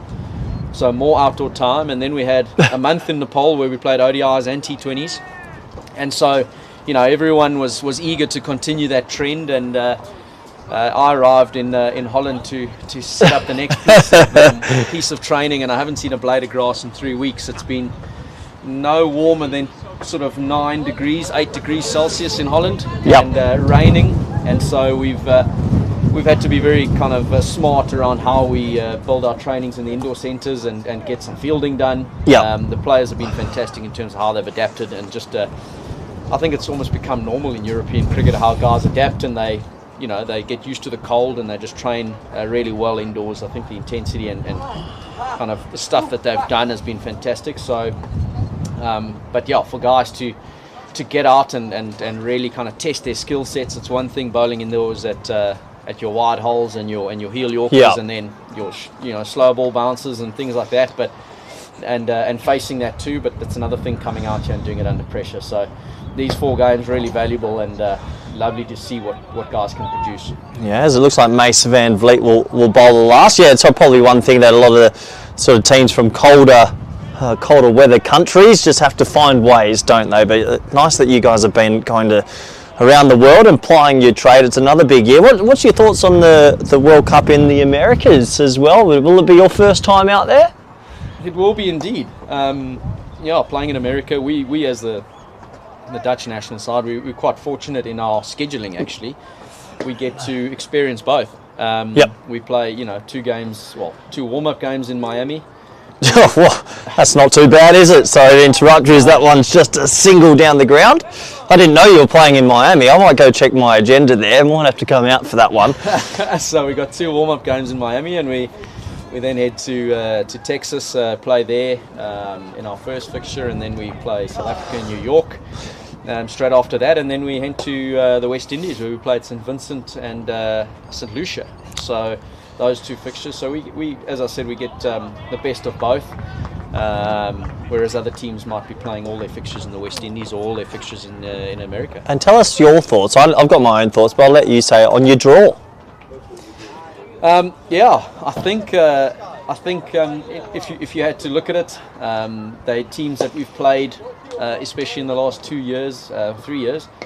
That's high in the air. Very high. Well, it should be caught in the end, and it will be caught. So Mason Van Vliet came back for the last. Tim Pringle gets a bit of a top edge, and he'll have to go. I think that's Levitt out there with a good catch. Into the wind. Always tough if you get that height on the ball. He seemed to have hit it nicely, but just a bit high up. But yeah, I think certainly the teams we've played are teams that we're going to play, are teams that we have played in the last 2 years regularly. We played Sri Lanka 3 times in Zimbabwe last year. We've played South Africa twice in T20s, and we played South Africa in a ODI series in South Africa. We've been in Nepal now and played them consistently. We also played them at the qualifier last year, and so when you look at those fixtures. And Bangladesh, we played them at the World Cup recently. So is it quite comfortable because it's familiar teams? I think it's the known factor a little bit. There are quality teams that can hurt you at any time, but it is nice sort of playing a known factor in that regard. But it's a T20 World Cup, and it's going to still require us to be at our best and play some high quality cricket. But certainly. Something that this team is striving towards and certainly excited about. Yeah, brilliant. No, it's going to be an exciting season, that's for sure. And well, it sort of feels like it's all kicking off with the Pro Series. 4 games that we've got. Do you know? I was trying to answer this before for some viewers, but is Friday still scheduled for VRA currently? It is. It will remain at VRA. We've had some good news on that side today. That's good. The wicket will be ready for Friday's fixture, and then we'll be back here at VCC on Wednesday, and return. It's on the A44 on the big building. Sorry, the big boss is just in. Well, the Roland Lefebvre is just showing us. It looks like that the big sort of sponsorship signs from Caesar in Abu Dhabi, because the women's are currently playing in Abu Dhabi for their qualifier. Looks like a bit of. Oh, good advertising going out there for the ladies. Beautiful. They're playing some good cricket too. Great to have. I've met the new the new ladies head coach. Nice little dink over the keeper there. Big appeal. Rizwan Akram shakes his head. But yeah, look, a lot of different moving parts at the moment. I know you're going to have to go probably warm these guys up in a second as it's the innings break. 160 for 7. Just quickly on this game, 4 Pro Series games, 2 very good teams. Yep. Where's this game sitting? 160? Is that bang on par? I would say for a cold wicket and a really slow outfield, I would say 160 is probably par. With the start they had, they were probably looking 170, 180. So I think 160 would be competitive, but Hurricanes are probably really happy with the second half of how that innings panned out, and I think we're in for a great game of cricket. The sun's starting to shine a little bit more, which is brilliant. It doesn't make it any warmer, but certainly a really, really good second half coming up, so I hope a lot of people can tune in. I hope so too, and hopefully you can join us a little bit maybe in the second as well, but I'm going to get a quick warm coffee and we'll be back in 10 minutes for the chase. I think I'll be joining you for that. Thank you.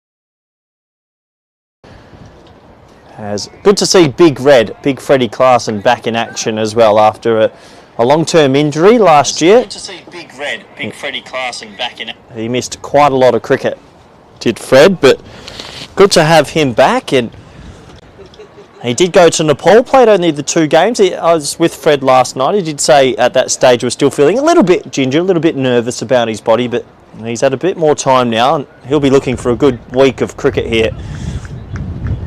So deep cover point and deep backward square leg of the boundary riders for Fred at the moment. The man that is still contracted. Ken looks like a little change. That man at deep cover point's now gone down to deep point. And another no ball, and that's going to aggravate him a lot because that's going to give, well, his opposition today, but good friend Max O'Dowd a free hit. And yeah, Max O'Dowd's one of those players, I feel like if he gets his first ball away, or if one of his first deliveries away as a boundary, he usually gets going. So a nice start this for the Hurricanes with a couple of no balls helping.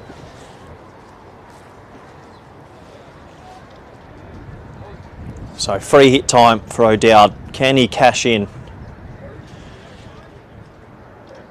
Slow ball. Oh, he gets an inside edge. He's going to get a little bit of luck this time. Probably will go away for 4. It will go away for 4. So that's what the free hit does. It gives you the immunity cloak, gives you a license to attempt something brave, and a little bit of luck, which will go for 4. And a very, very good first over for the Hurricanes. They will move on to 13 for none. They'll be looking to get ahead of this rate early and make sure they bat well in the middle overs. There's plenty of options for the Seafarers. So they've got some good spin options in Tim Pringle and Arnav Jain, and they might be starting with spin. It does look like Tim Pringle's going to be handed the ball, so they're going to go the left arm off spinner, the 2 right-handed openers. But yeah, we are live on YouTube for today's game. If you do want to get any questions in, you are more than welcome on the YouTube chat. Big partnership this to start. Max O'Dowd and Michael Levitt. Well, let's talk a little bit about Michael Levitt. Unbelievable series in Nepal. Breakout series. He got to the final and made 54 off 29 as Netherlands chased down 184 versus Nepal. But it was the game a few matches earlier versus Namibia where he made 135 off 62, I believe it was. I'll just double check that scorecard. Yeah, 135 off 62. Brilliant innings. And a man that just seems like he's in red hot form. So he'll be looking for a big innings here. And himself and Max O'Dowd. Max O'Dowd being a staple of the top order for Dutch cricket for quite some time. These two looking to get the Hurricanes off to a blinder. Is a little bit of room given. O'Dowd's going to push 2 here. He's pretty sharp between the wickets, but can't get back in the end, and just a single.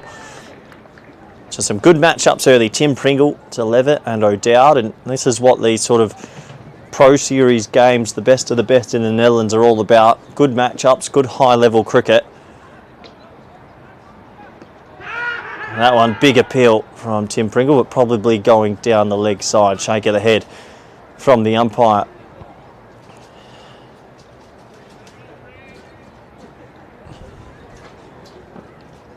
So Captain Edwards going to spin early. That one cut into the offside. Big shouts of yes straight away, and they should get back for should just get the one, sorry, won't get back for the second.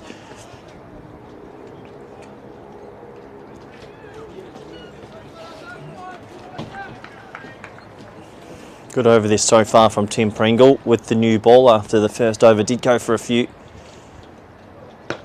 Hit down the ground, huge chance to catch it, and won't be able to. I reckon that's landed on the rope. They'll have to have a close look. Will it be signalled 4 or 6? One thing for sure, Levitt timed that beautifully. Just waiting for the signal here. It's been signalled 6 from the fielder, so good honesty. And that's going to be the first maximum in this run chase. There is a deep sort of mid-off, but I'd say he's pretty wide, and he hit it to the right of him.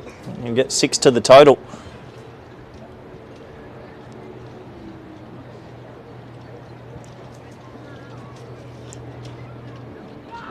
Oh, a little thin edge. It's going to glance off the keeper's gloves. Not a chance. Too big a deflection, but they'll get through for a 1. So a really positive start this at the moment. 22 for none. Levitt looking like he's still in a rich vein of form. Him and O'Dowd. They'll want to do a lot of the heavy lifting, but there's other players in that lineup. Wesley Baracey, Noah Kroos, Clan Floyd, Arian Duck can definitely hold a bat. So can Shuriz Ahmed, Sebastian Bruck, Kyle Klein. But that top four, a lot of weight on that top four. They'll need some good runs, you'd imagine, at the moment from Baracey and Kroos at 3 and 4, and these two. One of those four will have to do most of the heavy lifting. As it looks like Fred Claessen's just going to have a quick spell, one and done. And Ollie Ellenbaas from Hermes will bowl over number 3 with Levitt on strike.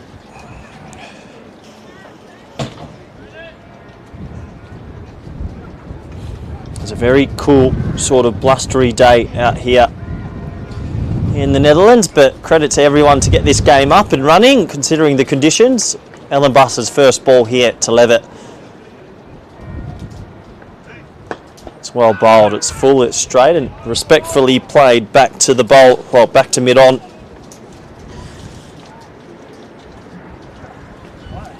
So if you've just joined us, it was 160 in the first innings. Vikramjit Singh from VR8, classy 59. It looked like he was batting on a different wicket. Him and Saqib Zulfikar really timed the ball beautifully. Those two have put their team in a good position, but they'll know the bowlers have a job to do. Shot, what a nice shot, over pitched, and Levitt just goes bang. That is a seriously good cricket stroke. Full, chipped over mid-off. And we're talking about a guy that made 135 versus Nepal not too long ago. He also made a couple of crucial 50s in that series and sort of has, I guess, put his hand up and said, I want that opening spot for the World Cup, and runs are currency, and he's making a fair few. That ball short. Oh, he's absolutely laced that. You could say it's a quarter of a chance to mid-wicket, but the noise off the bat, that blew through him. I don't think anyone's stopping that. I think there's Sikandar Zulfikar there at mid-wicket. But Levitt's up and running, and when you've only got 160 on the board, if one of your top order gets flying, it's hard to slow him down. He's really racing at the moment. Just a man at top of his game. Another slower delivery into the pitch, but this time he picks it, he pops it over the offside. It's going to plug there in the outfield, and they'll have to settle for just the 2.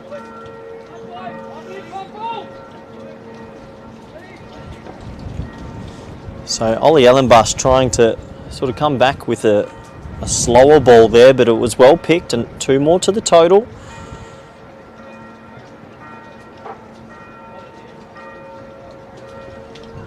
Good to see Rod Kroos in the chat. That's Noah Kroos's father. I know he'll be keen to watch how his boy goes today. It's a good slower ball this time for Ollie Ellenbaas. They go for a tight single, but they'll get there as Musa Ahmed does the mopping up. Just 1 more to the total. So these two have plenty of experience at the crease. They know what it takes to chase down big scores and the intent required. They're not going to mess around, and so far, positive signs. Good start, especially from Levitt. Levitt already raced himself to 28 off 13. Another full delivery, no doubt. Times it pretty nicely, but straight to Musa Ahmed at mid-on. And that would be 3 overs complete. And at the moment, Hurricanes pulling away a little bit in this one. They are 35 for none, but a long way to go. We know Seafarers have a lot of bowling options and a lot of different bowlers they could bring on at any time here.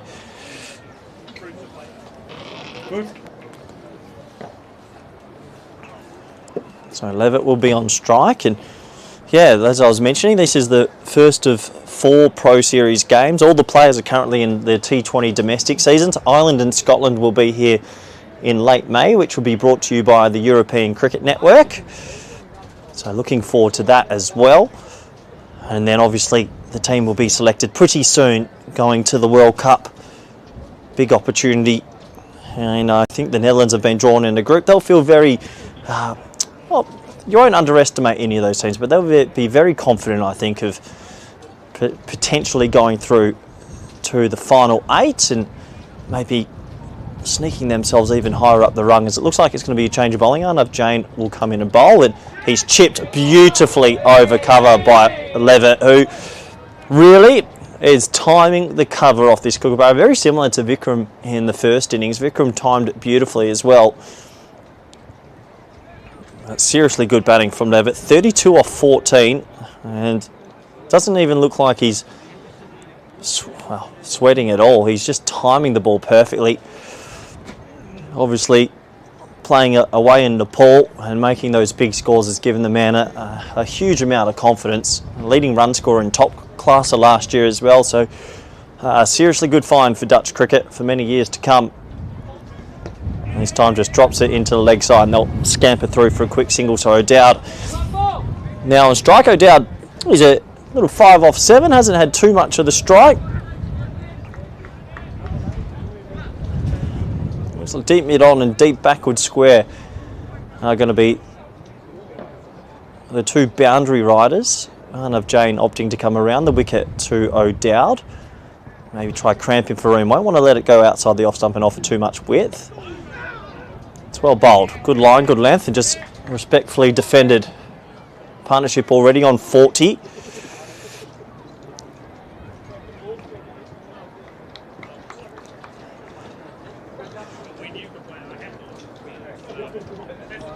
That one pulled away nicely in front of square. The man was at backward square. They'll get 2. Sort of held up on the outfield just a little bit. So 2 more to the total.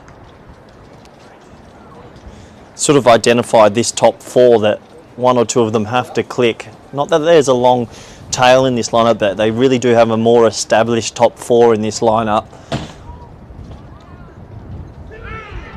And they'll scamper through now for a leg bye. So good aggressive running again from these two, who seem to have a very good understanding between the wicket together.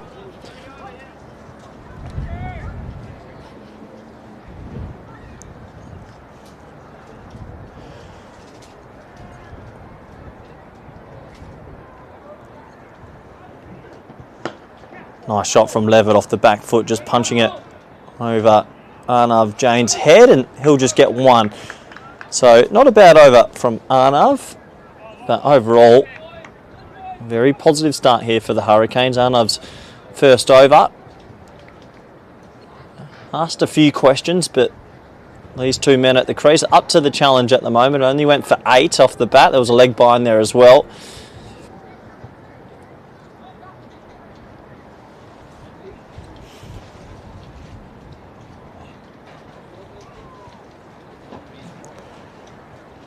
So it looks like they're going to go back to Freddie Clarkson here, who first over went for 13, was a little bit guilty of getting his foot over the line. 2 no balls. He's still in his sort of comeback to cricket after a long-term injury, but we know how good Freddie Clarkson has been in the last 5-6 years for the Dutch. Out of all the seamers, he's one of those men that, especially in white ball cricket, always figures of T20 cricket, 2 for 25, 2 for 25, and in the 50 over stuff. Does a lot of good work. He comes back now, and Levitt times him very nicely through the offside. Now, does that have enough on it? I'm not too sure it does. They'll get 2, and they think about a third, but they'll have to stop for 2. So another shot of just a man at the top of his powers right now. Levitt's on 36 off 17.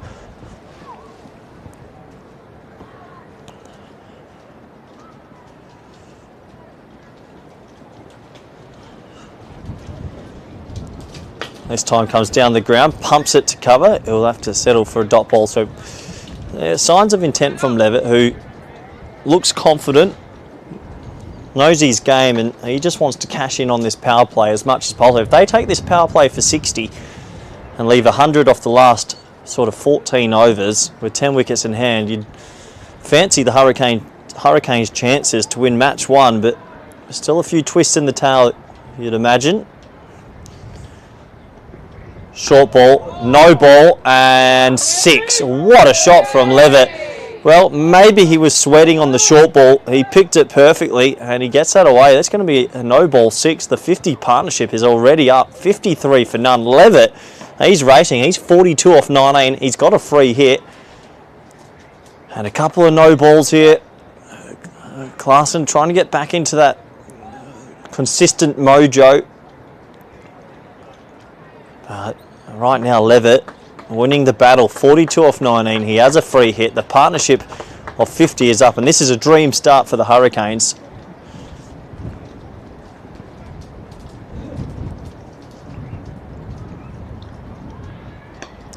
Big top edge. It won't matter about the catch because it's a free hit. He does take it and he'll be able to keep it to one, Arnav Jain. So just an extra run on the total. 43 off 20 for Levitt. O'Dowd just playing the second fiddle sort of role, 7 off 10. He hasn't had to take any risks, that's for sure.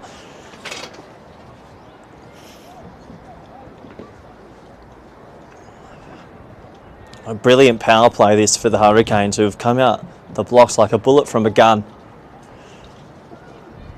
And O'Dowd doing exactly what we're talking about, that second fiddle sort of role, and that's really good batting. Just drops it into a huge pocket of space on the leg side. He'll get 2 more. Dream start this for the Hurricanes. These two, as I touched on, opening the batting together in Nepal, seem to have a very good understanding together.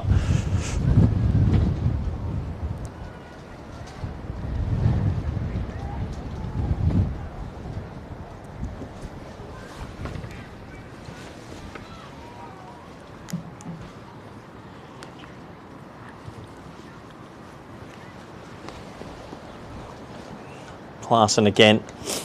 Oh, brilliant keeping, and he's been strangled down the leg side. Well, can you believe it? Freddie Klaasen gets one down the leg side. Wasn't the line he was probably hoping for. Max O'Dowd accidentally gets a little bit of too much of a thin bit of bat on it. And that's a tough way to be dismissed, especially with such a good start. It can be a cruel game, cricket sometimes, but what a good catch from Scott Edwards, the national keeper and keeper for the Seafarers. The first wicket will go. It's 56 for 1. And maybe that is the little bit of luck that the Seafarers needed after a very positive start from the Hurricanes.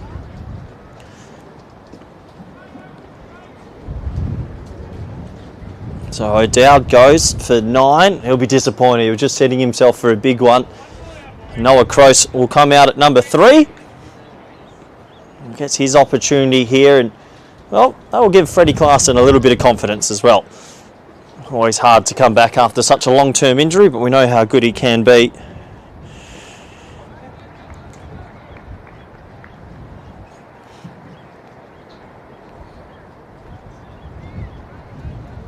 So, big wicket. O'Dowd strangled down the leg side. Tough game, but that's cricket. Can happen.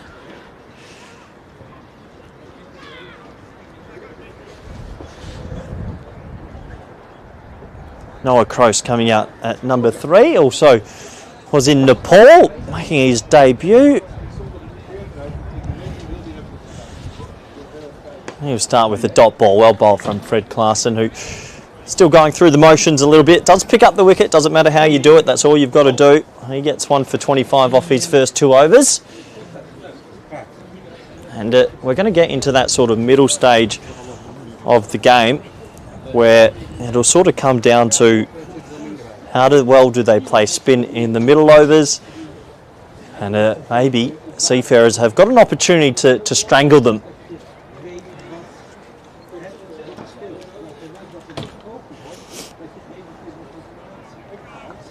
So Arnav Jain to continue, Levitt's on strike, and well, really, Levitt is the key in a lot of ways here. If they can dismiss him now, game on. If he bats another 5 to 6 overs, he'll take this away from them. Last over in this power play. A big appeal. He's going to be in trouble here. No, pitching outside the leg stump. The umpire signals, and that's always the way. If you're bowling around the wicket, you sort of have to strain it down the line to get the LBW, but umpire just saying pitching outside. You see Seafarers desperately want to get rid of Levitt early. Well, they can't get him out. That's good batting. He pops into a big pocket of space. They'll get 2 here. Noah Cross is extremely quick between the wickets, and these two players living together.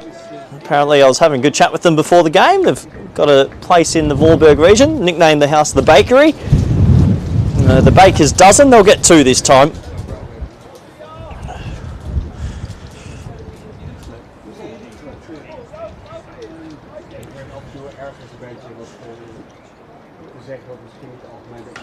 In the air, what a shot that is from Levitt.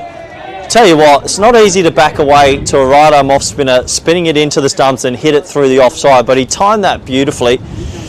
And I didn't get to watch too much of him in Nepal. I got to see some highlights, but I'm enjoying watching him live here. 49 off 23 and a chaser 160 has just set the tone for the Hurricanes.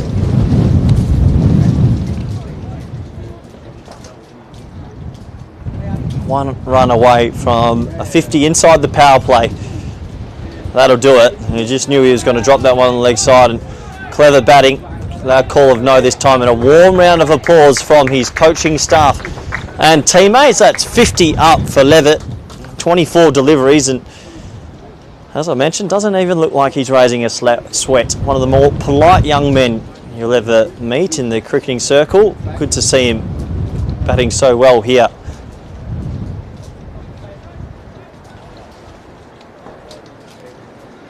So Noah Croce on strike now, yet to get off the mark.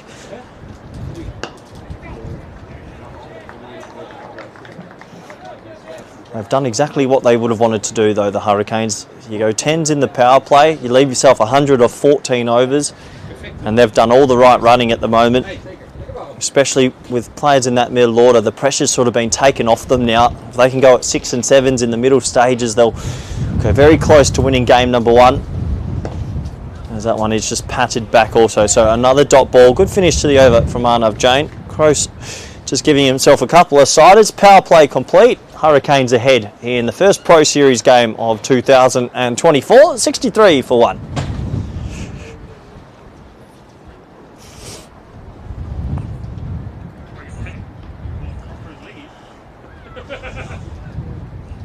So it's going to be up to Scott Edwards and the Seafarers to have a couple of game-changing moments here and bring themselves right back into this contest. They've got the bowling options and they've got good fielders out there, but going to need a little bit of luck, you'd imagine, go their way as well. And here's a man that, well, doesn't need too much, like Roelof van der Merwe. Played all around the world, seriously good cricketer.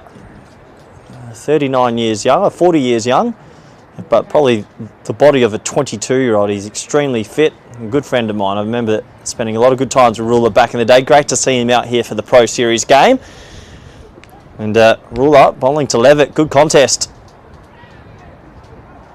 Levitt will just push the first ball to the offside for, and that's what the heavy lifting of the power play means. They can pick and choose the right bowlers to target and the right balls to target.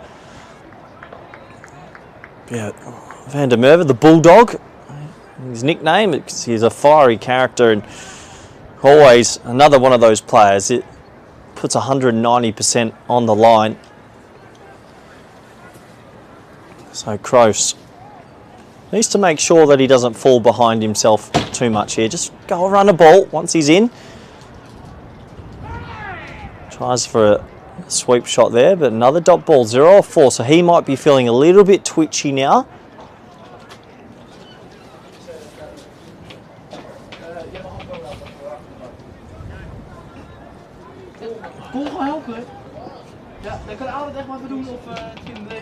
There he is, that's his first runs off the bat. Gets it to the offside. They'll think about 2, but they'll have to settle for a single.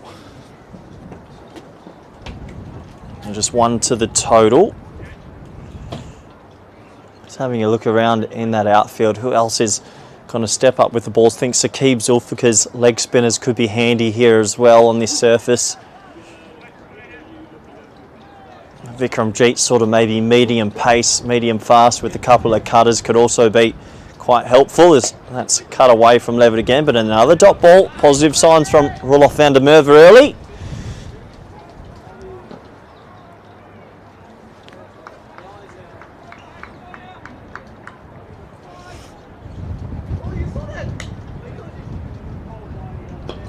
Driven nicely through the offside. They'll think about 2. They might get it. Oh, it's aggressive running. Freddie Klassen with a good throw. Oh, direct hit. He's gone. It was a tight second. Noah Croce turned and went, but that's what the Dutch do.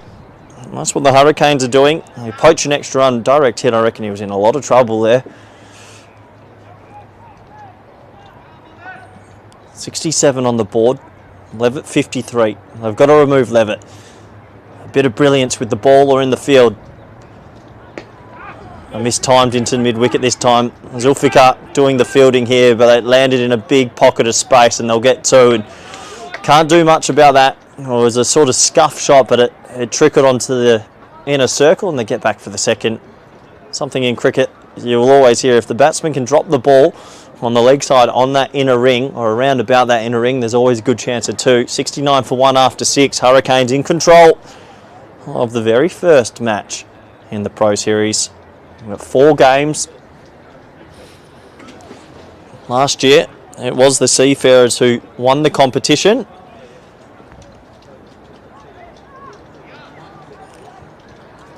And it is going to be Saqib Zulfikar. He's a guy that I think could change the tail of the tape a little bit. He was just previously at the Western Shield, and we were using him also for Team Europe as a come on when you're under the pump sort of bowler, because he just has this happy knack of being able to slip one through or pick up a wicket, sort of an awkward action. You've got to watch him carefully. And a bit more spin here for the Seafarers. Cross on strike. Big appeal for stumps, but another dot ball, and I think Cross just may be feeling the pinch a little bit here. He's 1 off 6, and he's a good player of spin, but sometimes when you get out there, it takes a couple of balls to get going and just needs to get one out the middle.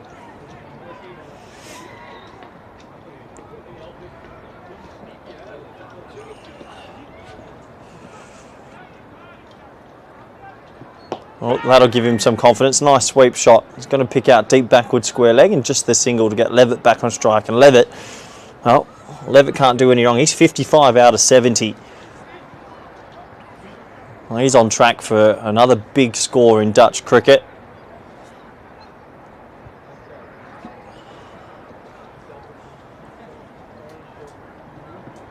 Nice shot. Really nice shot. Shouts too, but Timmy Pringle's out there with his left arm, and that goes right to the correct angle, and he'll keep it to 1.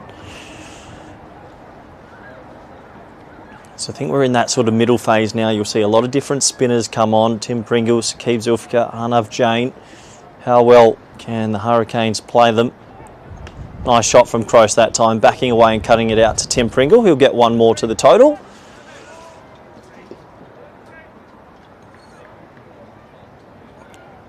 Contest here. You feel like if Levitt was to go, there's still a couple of twists in the tail. This isn't sewn up just yet for the Hurricanes. Work to do. Another nice shot. So obviously playing with the spin, not looking to go across the spin too much, both backing away and not afraid to show the stumps. Back their hand-eye coordination and push it through the offside.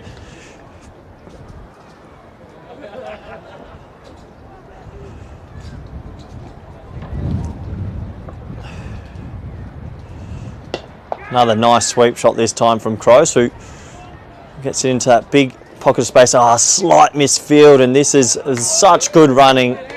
It's a slight misfield, and I mean slight, a little bit of a bobble, and they'll get back for a second. So 2 more to the total, and after 8, just under 10 and over here, 75 for 1.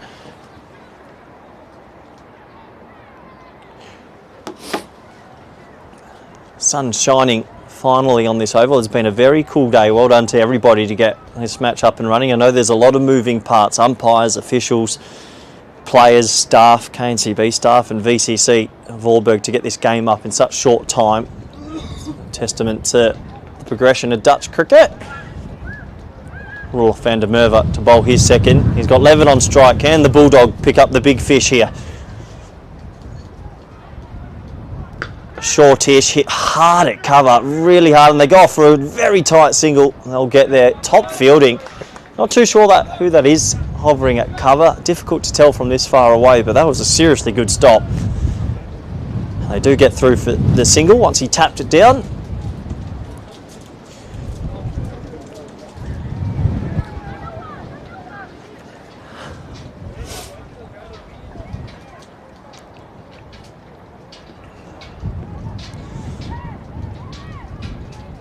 Oh, that's a class shot from Noah Cross. He just backs away. There wasn't that much width on offer and places it through the 2 men at backward point. And I believe they'll get all the way back for 3. So good running, good cricket, and right now it is all the Hurricanes. Croce, after a slowish sort of start, starting to get going now. Looking the normal player that we know he is. He's moved on to 8 off 10, much healthier strike rate. And if he can play a good second fiddle innings here, it's Fort Levitt.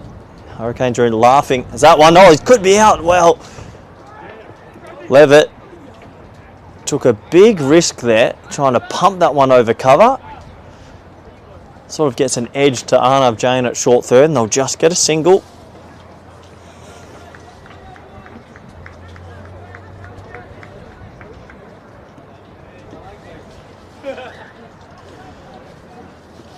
Yeah, good batting, really good batting, big pocket of space. They'll go 2 here maybe? Yes, they will. There's the slight misfield, and Roelof van der Merwe is not too pleased. It doesn't matter what level of cricket we're playing, that man is always 150% in, and I think he's just let the fielders know there shouldn't be 2 there.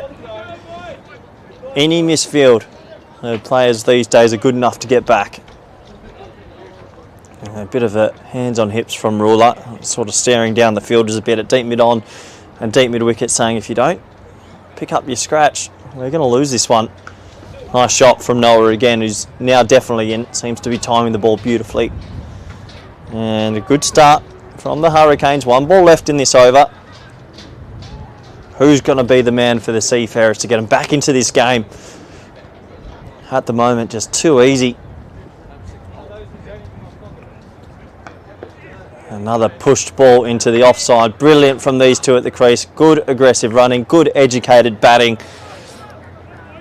And van der Merwe, I can hear him, and I'm about 80 metres away. A bit of a shout, come on boys, time to lift, and you can understand why. There was a few words before the game of people looking at the 2 teams, and obviously everyone's friends here at Dutch cricket, but competitive juice is flying, and I think that the Seafarers were saying they're the ones that go into this as favourites, but at the moment it's anything but. 84 for 1 after 9. So they'll be ahead at the halfway stage.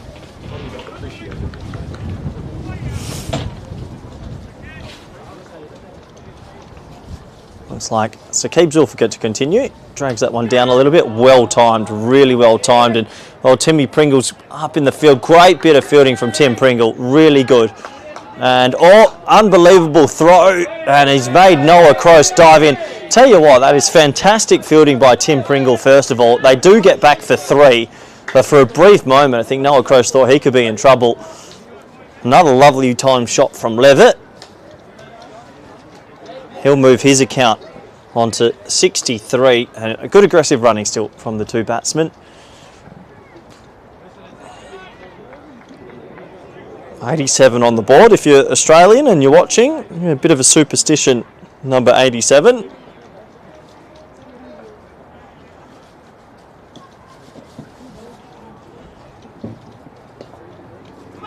Another tight single direct hits trouble. Oh, he's going to get there in the end, Noah Croce. So 1 more to the total. 88 already on the board.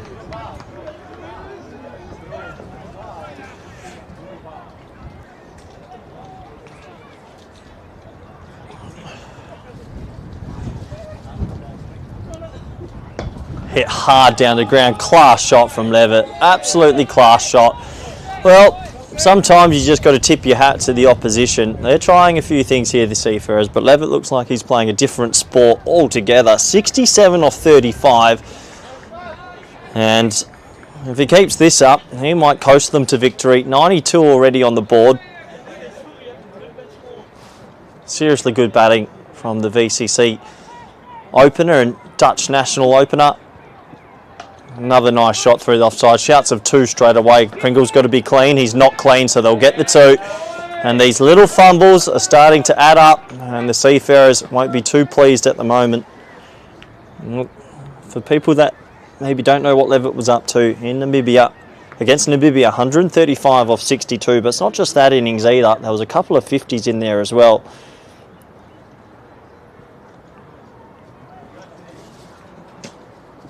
This time down the ground, big shot, big shout to catch, but that's going to go all the way. And I'm pretty sure it's 6. Let's have a closer look what the fielder signals. Deep mid-on was out there, but basically said, let's just get on with it. And he pumps it for 6. The 100's up, and Levitt, he is in some sort of form, this man. Playing a different game to the rest, it looks like. 75 with plenty of time to go. He's put the Hurricanes in some seriously good positions. Again, he has smoked that at cover. That's a scorcher. That stings. Roelof van der Merwe's not going to miss it. 10 overs complete here at VCC. And, well, if you thought Seafarers would win this year after last year's triumph, maybe not. Hurricanes, this is theirs to lose from here. They are on 100 for 1 after 10. And at this level of cricket, going 6 and over with 9 wickets in hand, they should have enough to get there. It's going to take a special effort from the Seafarers to get back into this game. But credit, all credit has to go to Levitt, who, as I was saying, made a couple of big scores in Nepal, but also a couple of really important 50s. It wasn't just about the big 135. In the final, Nepal made 184 for 8, and he made a crucial 54 off 29 and was given man of the match. And when you're chasing big scores, you always want an opener that you can just get on with it from ball 1. He's that opener.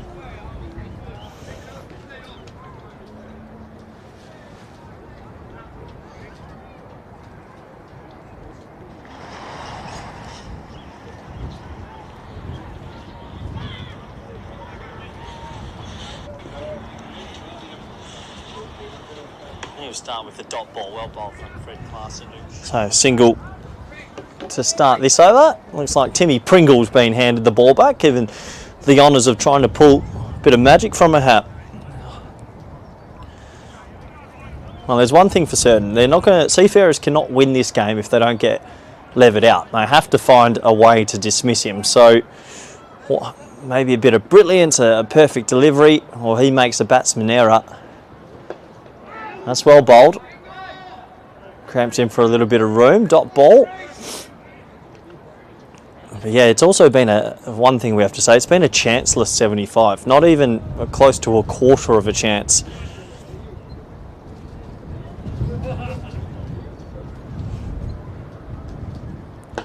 This time, back foot, punches out to leg side. Screams 2 straight away. Don't think they'll get it this time, and they'll just have to settle for the single.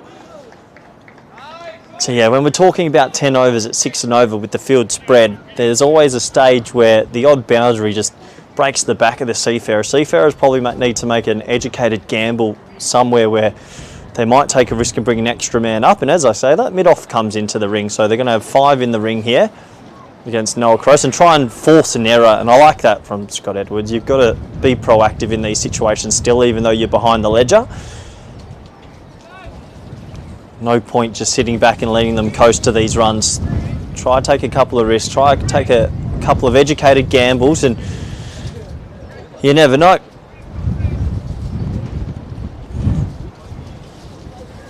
Nice shot. Well, that's a beautiful shot from Cross. They should get 2 if they're quick, and they are quick. Levitt comes flying back. Big shouts of how's that, and the dive comes in, but another 2, and I'll tell you what, the Hurricanes boys who are sitting near me in the commentary box, they're very happy. Loud cries out from them. I think Cross has batted well here the last 15 to 20 minutes. He started really slowly, 1 off 6, but found his timing and putting in a good sort of second fiddle innings here. Oh, now he goes the reverse. Well, it's one of his favoured shots. A little bit high risk at this stage, but doesn't matter. He'll get 1 more to the total.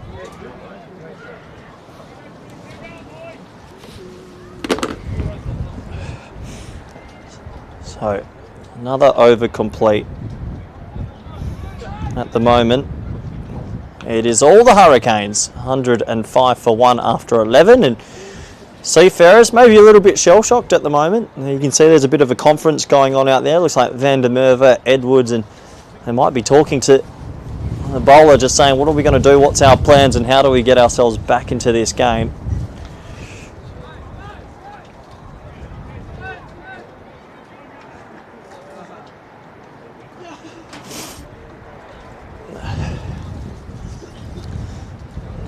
So it looks like they're going to go to the other brother. Sikander Zulfikar is going to get himself an over or two here. Now Sikander's sort of wily customer. He's got a decent sort of knuckleball, slower ball on him, and he likes to change his pace often. So maybe last chance saloon going to Sikander, seeing if he can prize out a wicket or force something different. Nice shot from Cross, who skips down the wicket and times it out to deep mid-off, and just the single.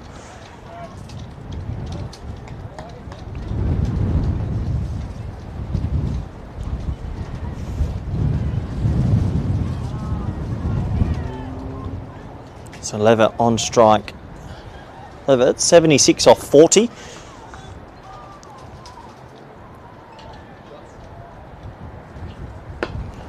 Doesn't time that one, Levitt. Probably the first stroke he hasn't timed in a long while. And they go back for a tight two. That is seriously, seriously good running. I didn't think there was two on this time, but two more to Levitt. Keeps him on strike. These two obviously teammates, housemates, and played a lot of cricket together at this ground and probably understand the parameters better than most.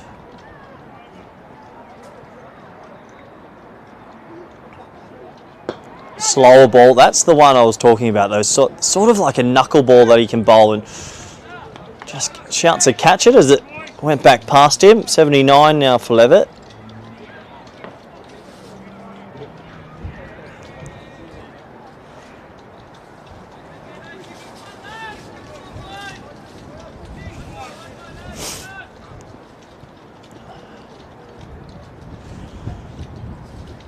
Another nice shot from Crosu.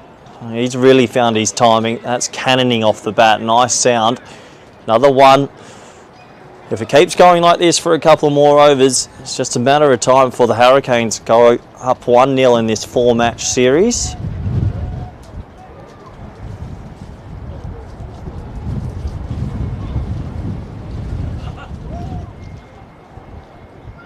Slower ball again. He backs away and just times it out to mid-off. So another one to the total, and Levitt just in a total zone at the moment. He's on 80 off 43, and he has timed everything. Looks like we're going to have a bit of a special guest joining us again. I'm going to turn his mic on. You can clip yourself on. Mr. Ryan Van Neerkerk, Dutch assistant coach and all-round good guys joining me. Ryan, good timing. I wasn't in Nepal, I was in Spain, but I was getting a lot of messages about Levitt's sort of coming of age almost at a young age. An unbelievable series in Nepal. How was it to be there, and how well was he striking it? Yeah, look, he's certainly evolved in the last year or so that I've unfortunately been involved, or luckily to witness his sort of growth, and he's a strong kid and a hell of a good eye, but he's become a lot more nuanced than that. He's added a lot of things to his game. He's a great kid, works so hard at his game. There was some, he made his debut. He's been a 12th man and a great team man around the space and on different tours, and then he made his debut now in Nepal and really took it with both hands. Just his ball striking ability has been fantastic, and then as he evolves and sort of matures, his decision making and sort of all-round ability to navigate an innings just gets better and better. So a young guy like that doing what he does now is just fantastic. Yeah, I think you hit the nail on the head. Just seems to sum up the situations well. He got off to a flyer in this power play, and now is just reading the game perfectly. And while he's there, I was just mentioning, if the Seafarers don't get him out soon, it's sayonara for game one as Freddie Klaasen coming back for a spell in the middle. And that is a monstrous shot. That is a ridiculous shot. Ryan, that is not an easy cricket stroke. Some would say Fred's bowled the perfect delivery there with a cutter, taking pace off on a fairly decent wicket, and Michael's just stood up and hit that through the line. So it's obviously a great cricket wicket. If you can stand and do that to one of our better bowlers in Dutch cricket. But just signs of a man that's trusting his game and really evolving as a young player. Yeah, you must have been. I mean, you said that I said coming of age, but you said just learning the game and getting his chance in Nepal and taking it. But there must have been a stage when he was hitting that 135, where even you were in a bit of shock, because when I saw the scorecard, 135 off 62 is rapido. The beautiful thing about our team is that he was very, guys were more worried and excited about him breaking Max Hodal's T20 record and the fact that he was bludgeoning 4s and 6s all over the place. But it's just, and that's the maturity of how he's growing. Hit a beautiful shot and then get you one. But his understanding of his game and just strong nature, how he's sort of striking the ball at the moment. In Nepal, it was pretty brutal in a high altitude space, watching the balls fly all over. But it's proper cricket shots. Yeah. You watch him bat, and it's not just bludgeoning. It's really proper cricket shots that we watch him play. So it's a beautiful thing. As that one skewed away, that'll be another 2. They're not going to miss out on any opportunity, these batsmen. And good opportunity to also talk a little bit about Noah. I know his father, Rod Croce, is watching from Qatar, so hello, Rod. But yeah, tell us a little bit about Noah. I know he was in Nepal and how he's coming on as well. Yeah, Croce is a smart man. He's got a great cricket intellect, understands the game really well. Not necessarily naturally a big ball striker, but certainly evolving as a cricketer. Great pair of hands behind the stumps, good reader of the game. So, and just an all-round awesome team man. He's been, since he's joined the group, similar to Mike, added huge amounts of value in the team space. Great team man, and in terms of his game, just keeps evolving, keeps learning. He's got great apprenticeship under, the national captain Scotty. Yep. The two of them get on like a house on fire and share a lot of their knowledge and sort of understanding of the game. So great team man and great guy around the group. Yeah, absolutely, and playing a perfect second fiddle role to the man on strike, Levitt, who crunches another one out to deep mid-wicket. This will just be a single this time. He moves on to 88, 2 big 6s away from yet another 100 on Dutch soil. But yeah, just positive signs. I think that the Hurricanes, they did so well to keep it to 160 after the first 5. It was none for 50 after the first 5 in the first. You keep them to 160 in a start like this, they've really earned this at the moment. Yeah, I feel like the Seafarers, the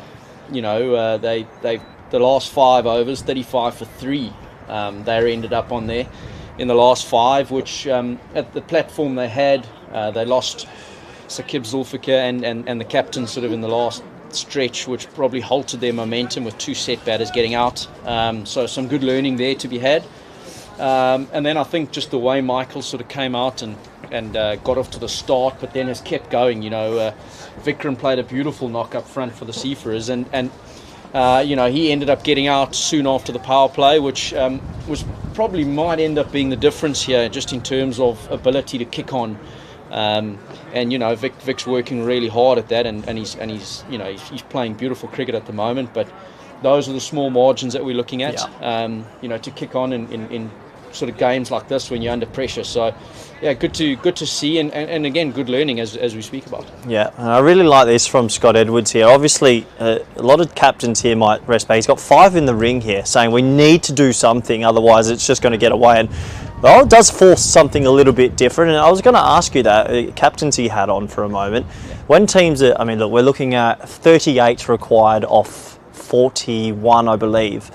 What can you do as a team? Do you just get a bit funky? Do you try different fields? Do you be proactive instead of reactive? Yeah, I think if you look at this now with 2 set batters, your big strategy here is that you're not going to let them, peter out and sort of get a runner ball victory here. What you've got to do is you've got to try and get one of these 2 out. So wickets is the name of the game.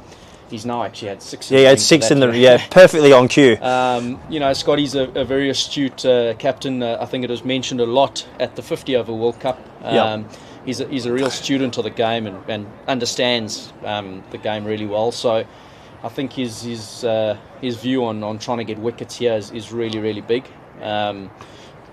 Wickets is pretty much the only thing that's gonna do it here. And Mike and Noah hopefully are up to the understanding of the fact that if they just keep batting and play strong cricket shots, they can get their team over the line quite easily. Yeah, and another example of that is it's just a strong bottom hand, and they know as soon as it's off the bat it's 2. He's on 90, and Geez, you don't ever say someone deserves 100, but 90 off 47, I think he deserves 100. He's batted beautifully. Yeah, he really is. It's his home ground. I'd give him that. Very much so. He understands the conditions, but he is facing some of the best bowlers that we have in Holland, and to see him doing it against the best, which we did see in Nepal. But when you think, okay, let's make sure it's not a once-off, and he comes and does it like this again. It's just beautiful. He scored 100 in the warm-up games. I heard that as well. The other day. So the man really knows how to convert. Even still, it's this is chanceless. He hasn't looked like even giving a quarter of a chance, and that's another beautifully timed shot. He's going to pick out backward square. They'll get 2 at the long boundary here, and they will come back. But yeah, I think Vikramjit batted really well as well. But there was a couple of skied balls that landed in pockets. This 92 right now, of 49 deliveries, he hasn't given a skerrick of a chance. Yeah, no. Look, it's we can keep talking about how good it is, and he's someone that prides himself on continuing to learn. So you'll find him slotting in his extra session on Friday morning with the coaches, because he'll just want to keep improving. Oh, no. Oh, we've just put... Well, there you go. Welcome to the first ever commentary curse for you, Ryan, because he's got a short ball outside off and maybe a bit of pace off, and he's guided it perfectly to backward point. He'll have to go for a pretty astounding 92 or 49. He's done all the damage. We've put the curse on him there. We did put the mockers on him a little bit, but what a great knock. I think he's put his team in sort of pole position to try and close this game out. But yeah, fantastic knock there, and one feels like probably a delivery that he would normally see himself. That was the first half shot, let's say, that I've seen him play in that knock on of 49 balls. Yeah, he'll be slightly disappointed, but I think at the end of the day, on reflection, he's basically won this game for his team. They'd have to fall over both feet to lose from here. And a warm round of applause from the Hurricanes, who lost the Pro Series last year. And I know a lot of these boys are good friends, but still, at the end of the day, you don't want to lose 2 years in a row.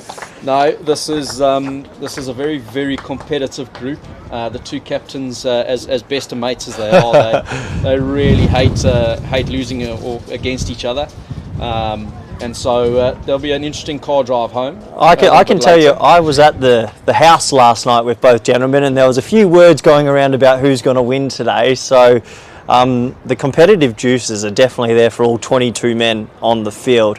Wesley Bracely has come out there at number 4. Tell us a little bit about Wesley, the evergreen Wesley Bracely. He's been in Dutch cricket for a long time, and how's he fitting in with such a sort of young group coming through as well as the older statesman?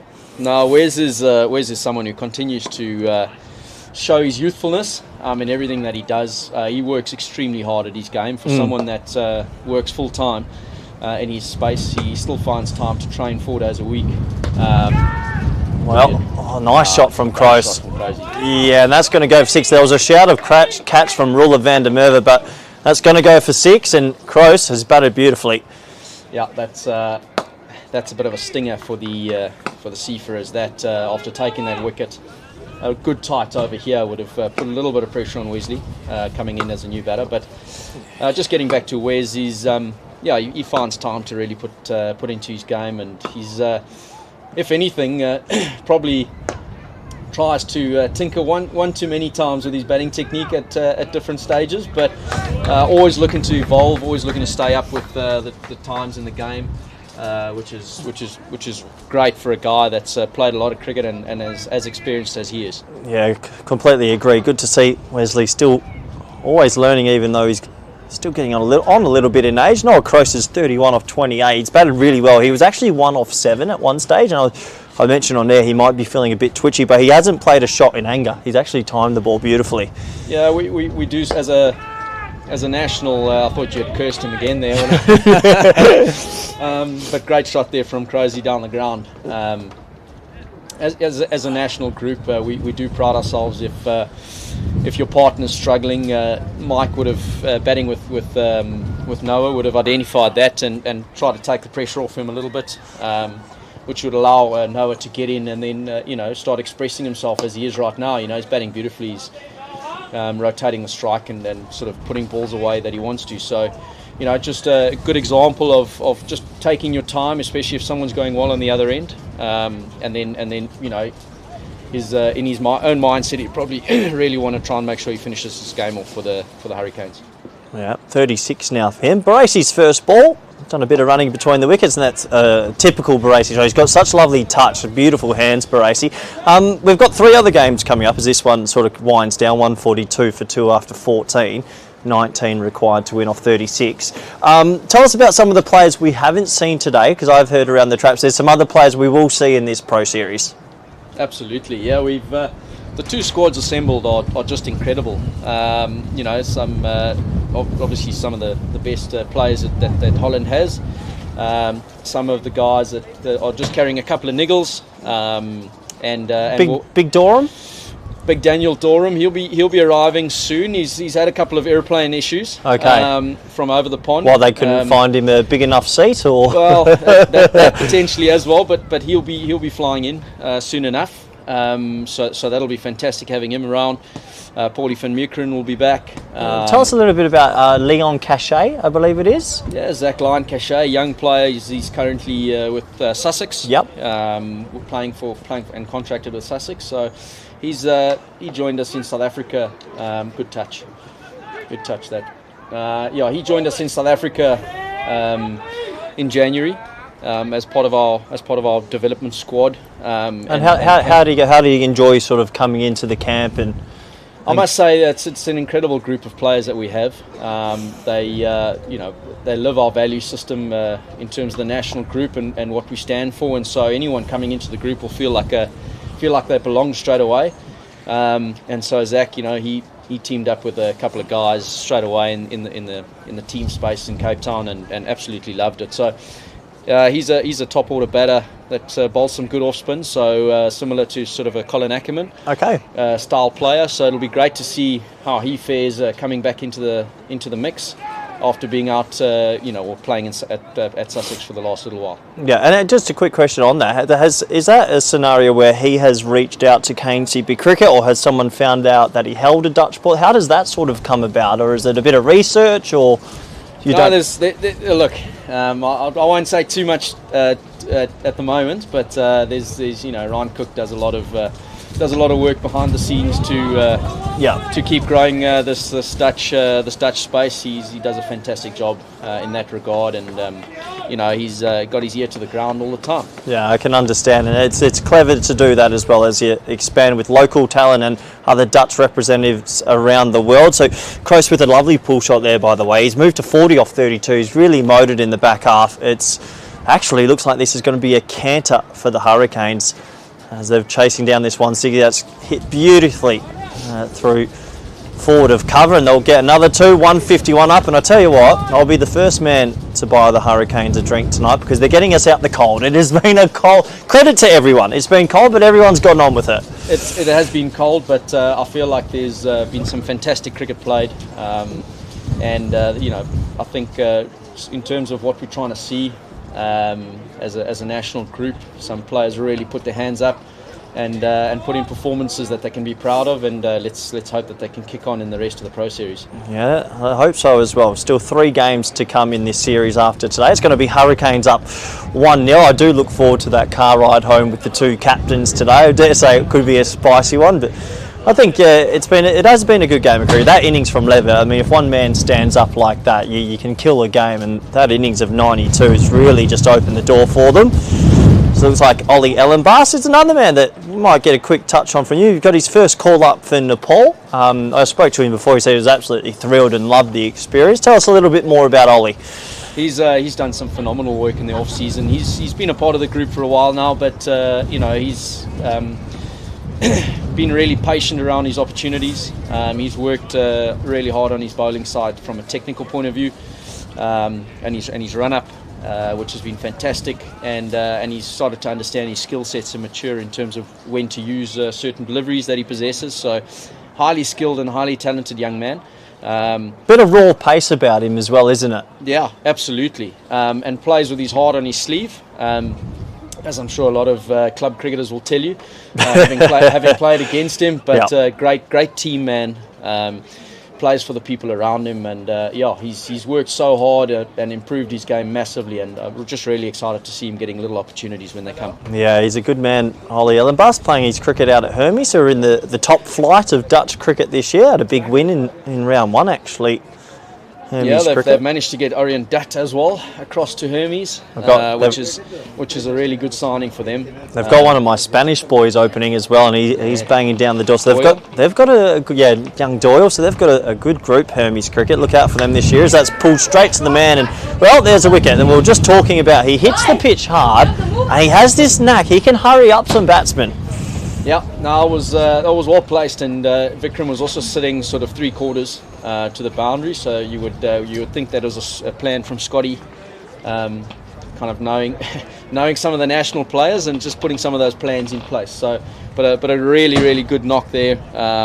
Firstly, obviously helping Mike when he started, and then now kicking on in the rest of the innings to nearly get his team over the line. He would be disappointed that he didn't, but really good knock. Something I've noticed today as well, and obviously I think you guys as a coach group are talking to them about that, is like someone playing the second fiddle role, sort of the Robin to Batman, and then when the Batman gets out, they're stepping up as Batman, and that's what I've noticed a lot today.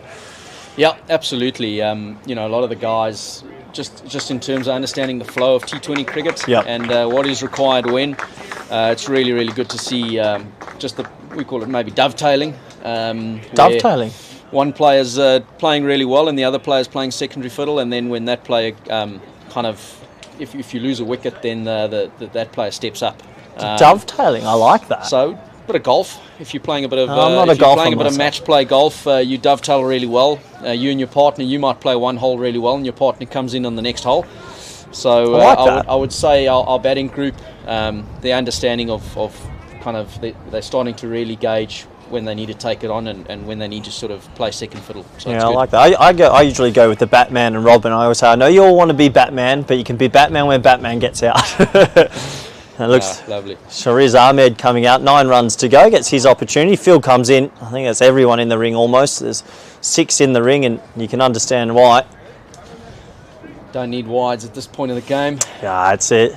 We don't like to call it the early crow as a commentator, but this one was done a couple of overs ago once Levitt made that brilliant 92. Good to see that they're still fighting out there. I see a lot of teams when it's 8 required, they keep everyone back. I don't like that. Good to see Scott Edwards still throwing late punches here. No, absolutely. That's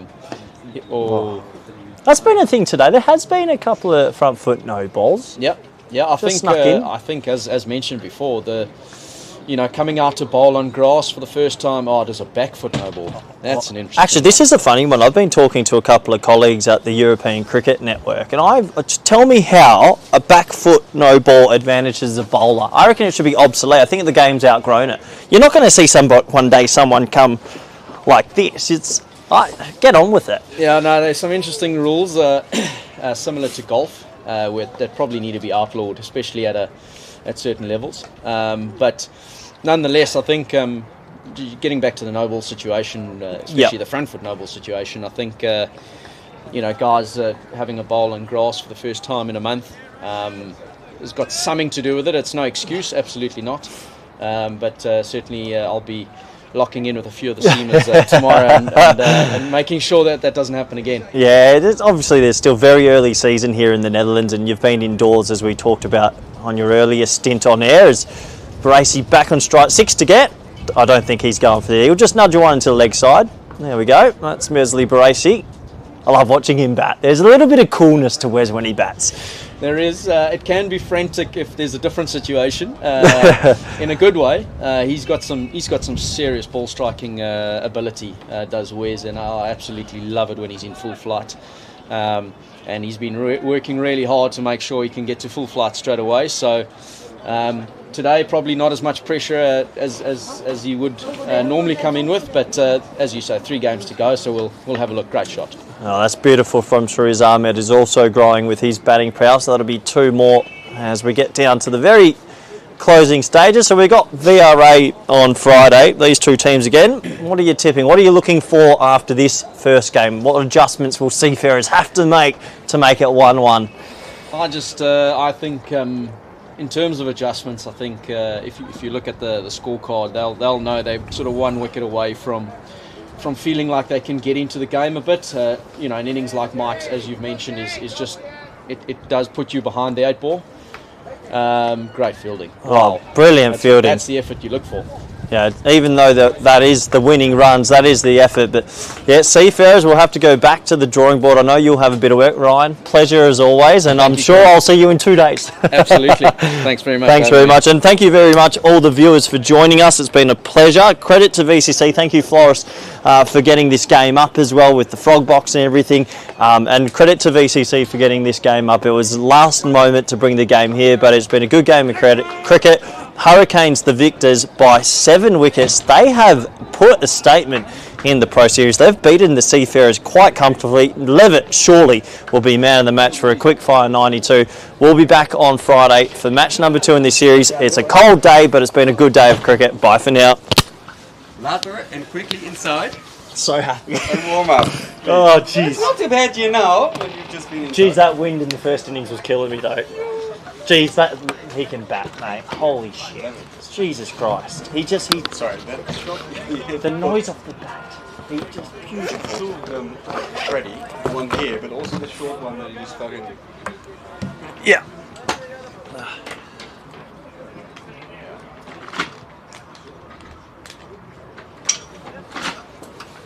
Yeah.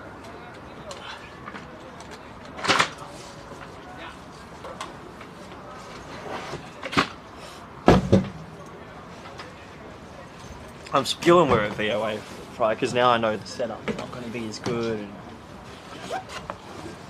Hey, I'm glad it's there. Not because I don't want to host cheer, but you can't keep bullshitting, man. I hope Find out. I hope I turn lose mine. Mate, pleasure. Yeah, I hope so. Thank you, Thanks pleasure. so much. Oh, I think that went pretty well. Mate, it went very well. Thank you very much. I'll be here if you...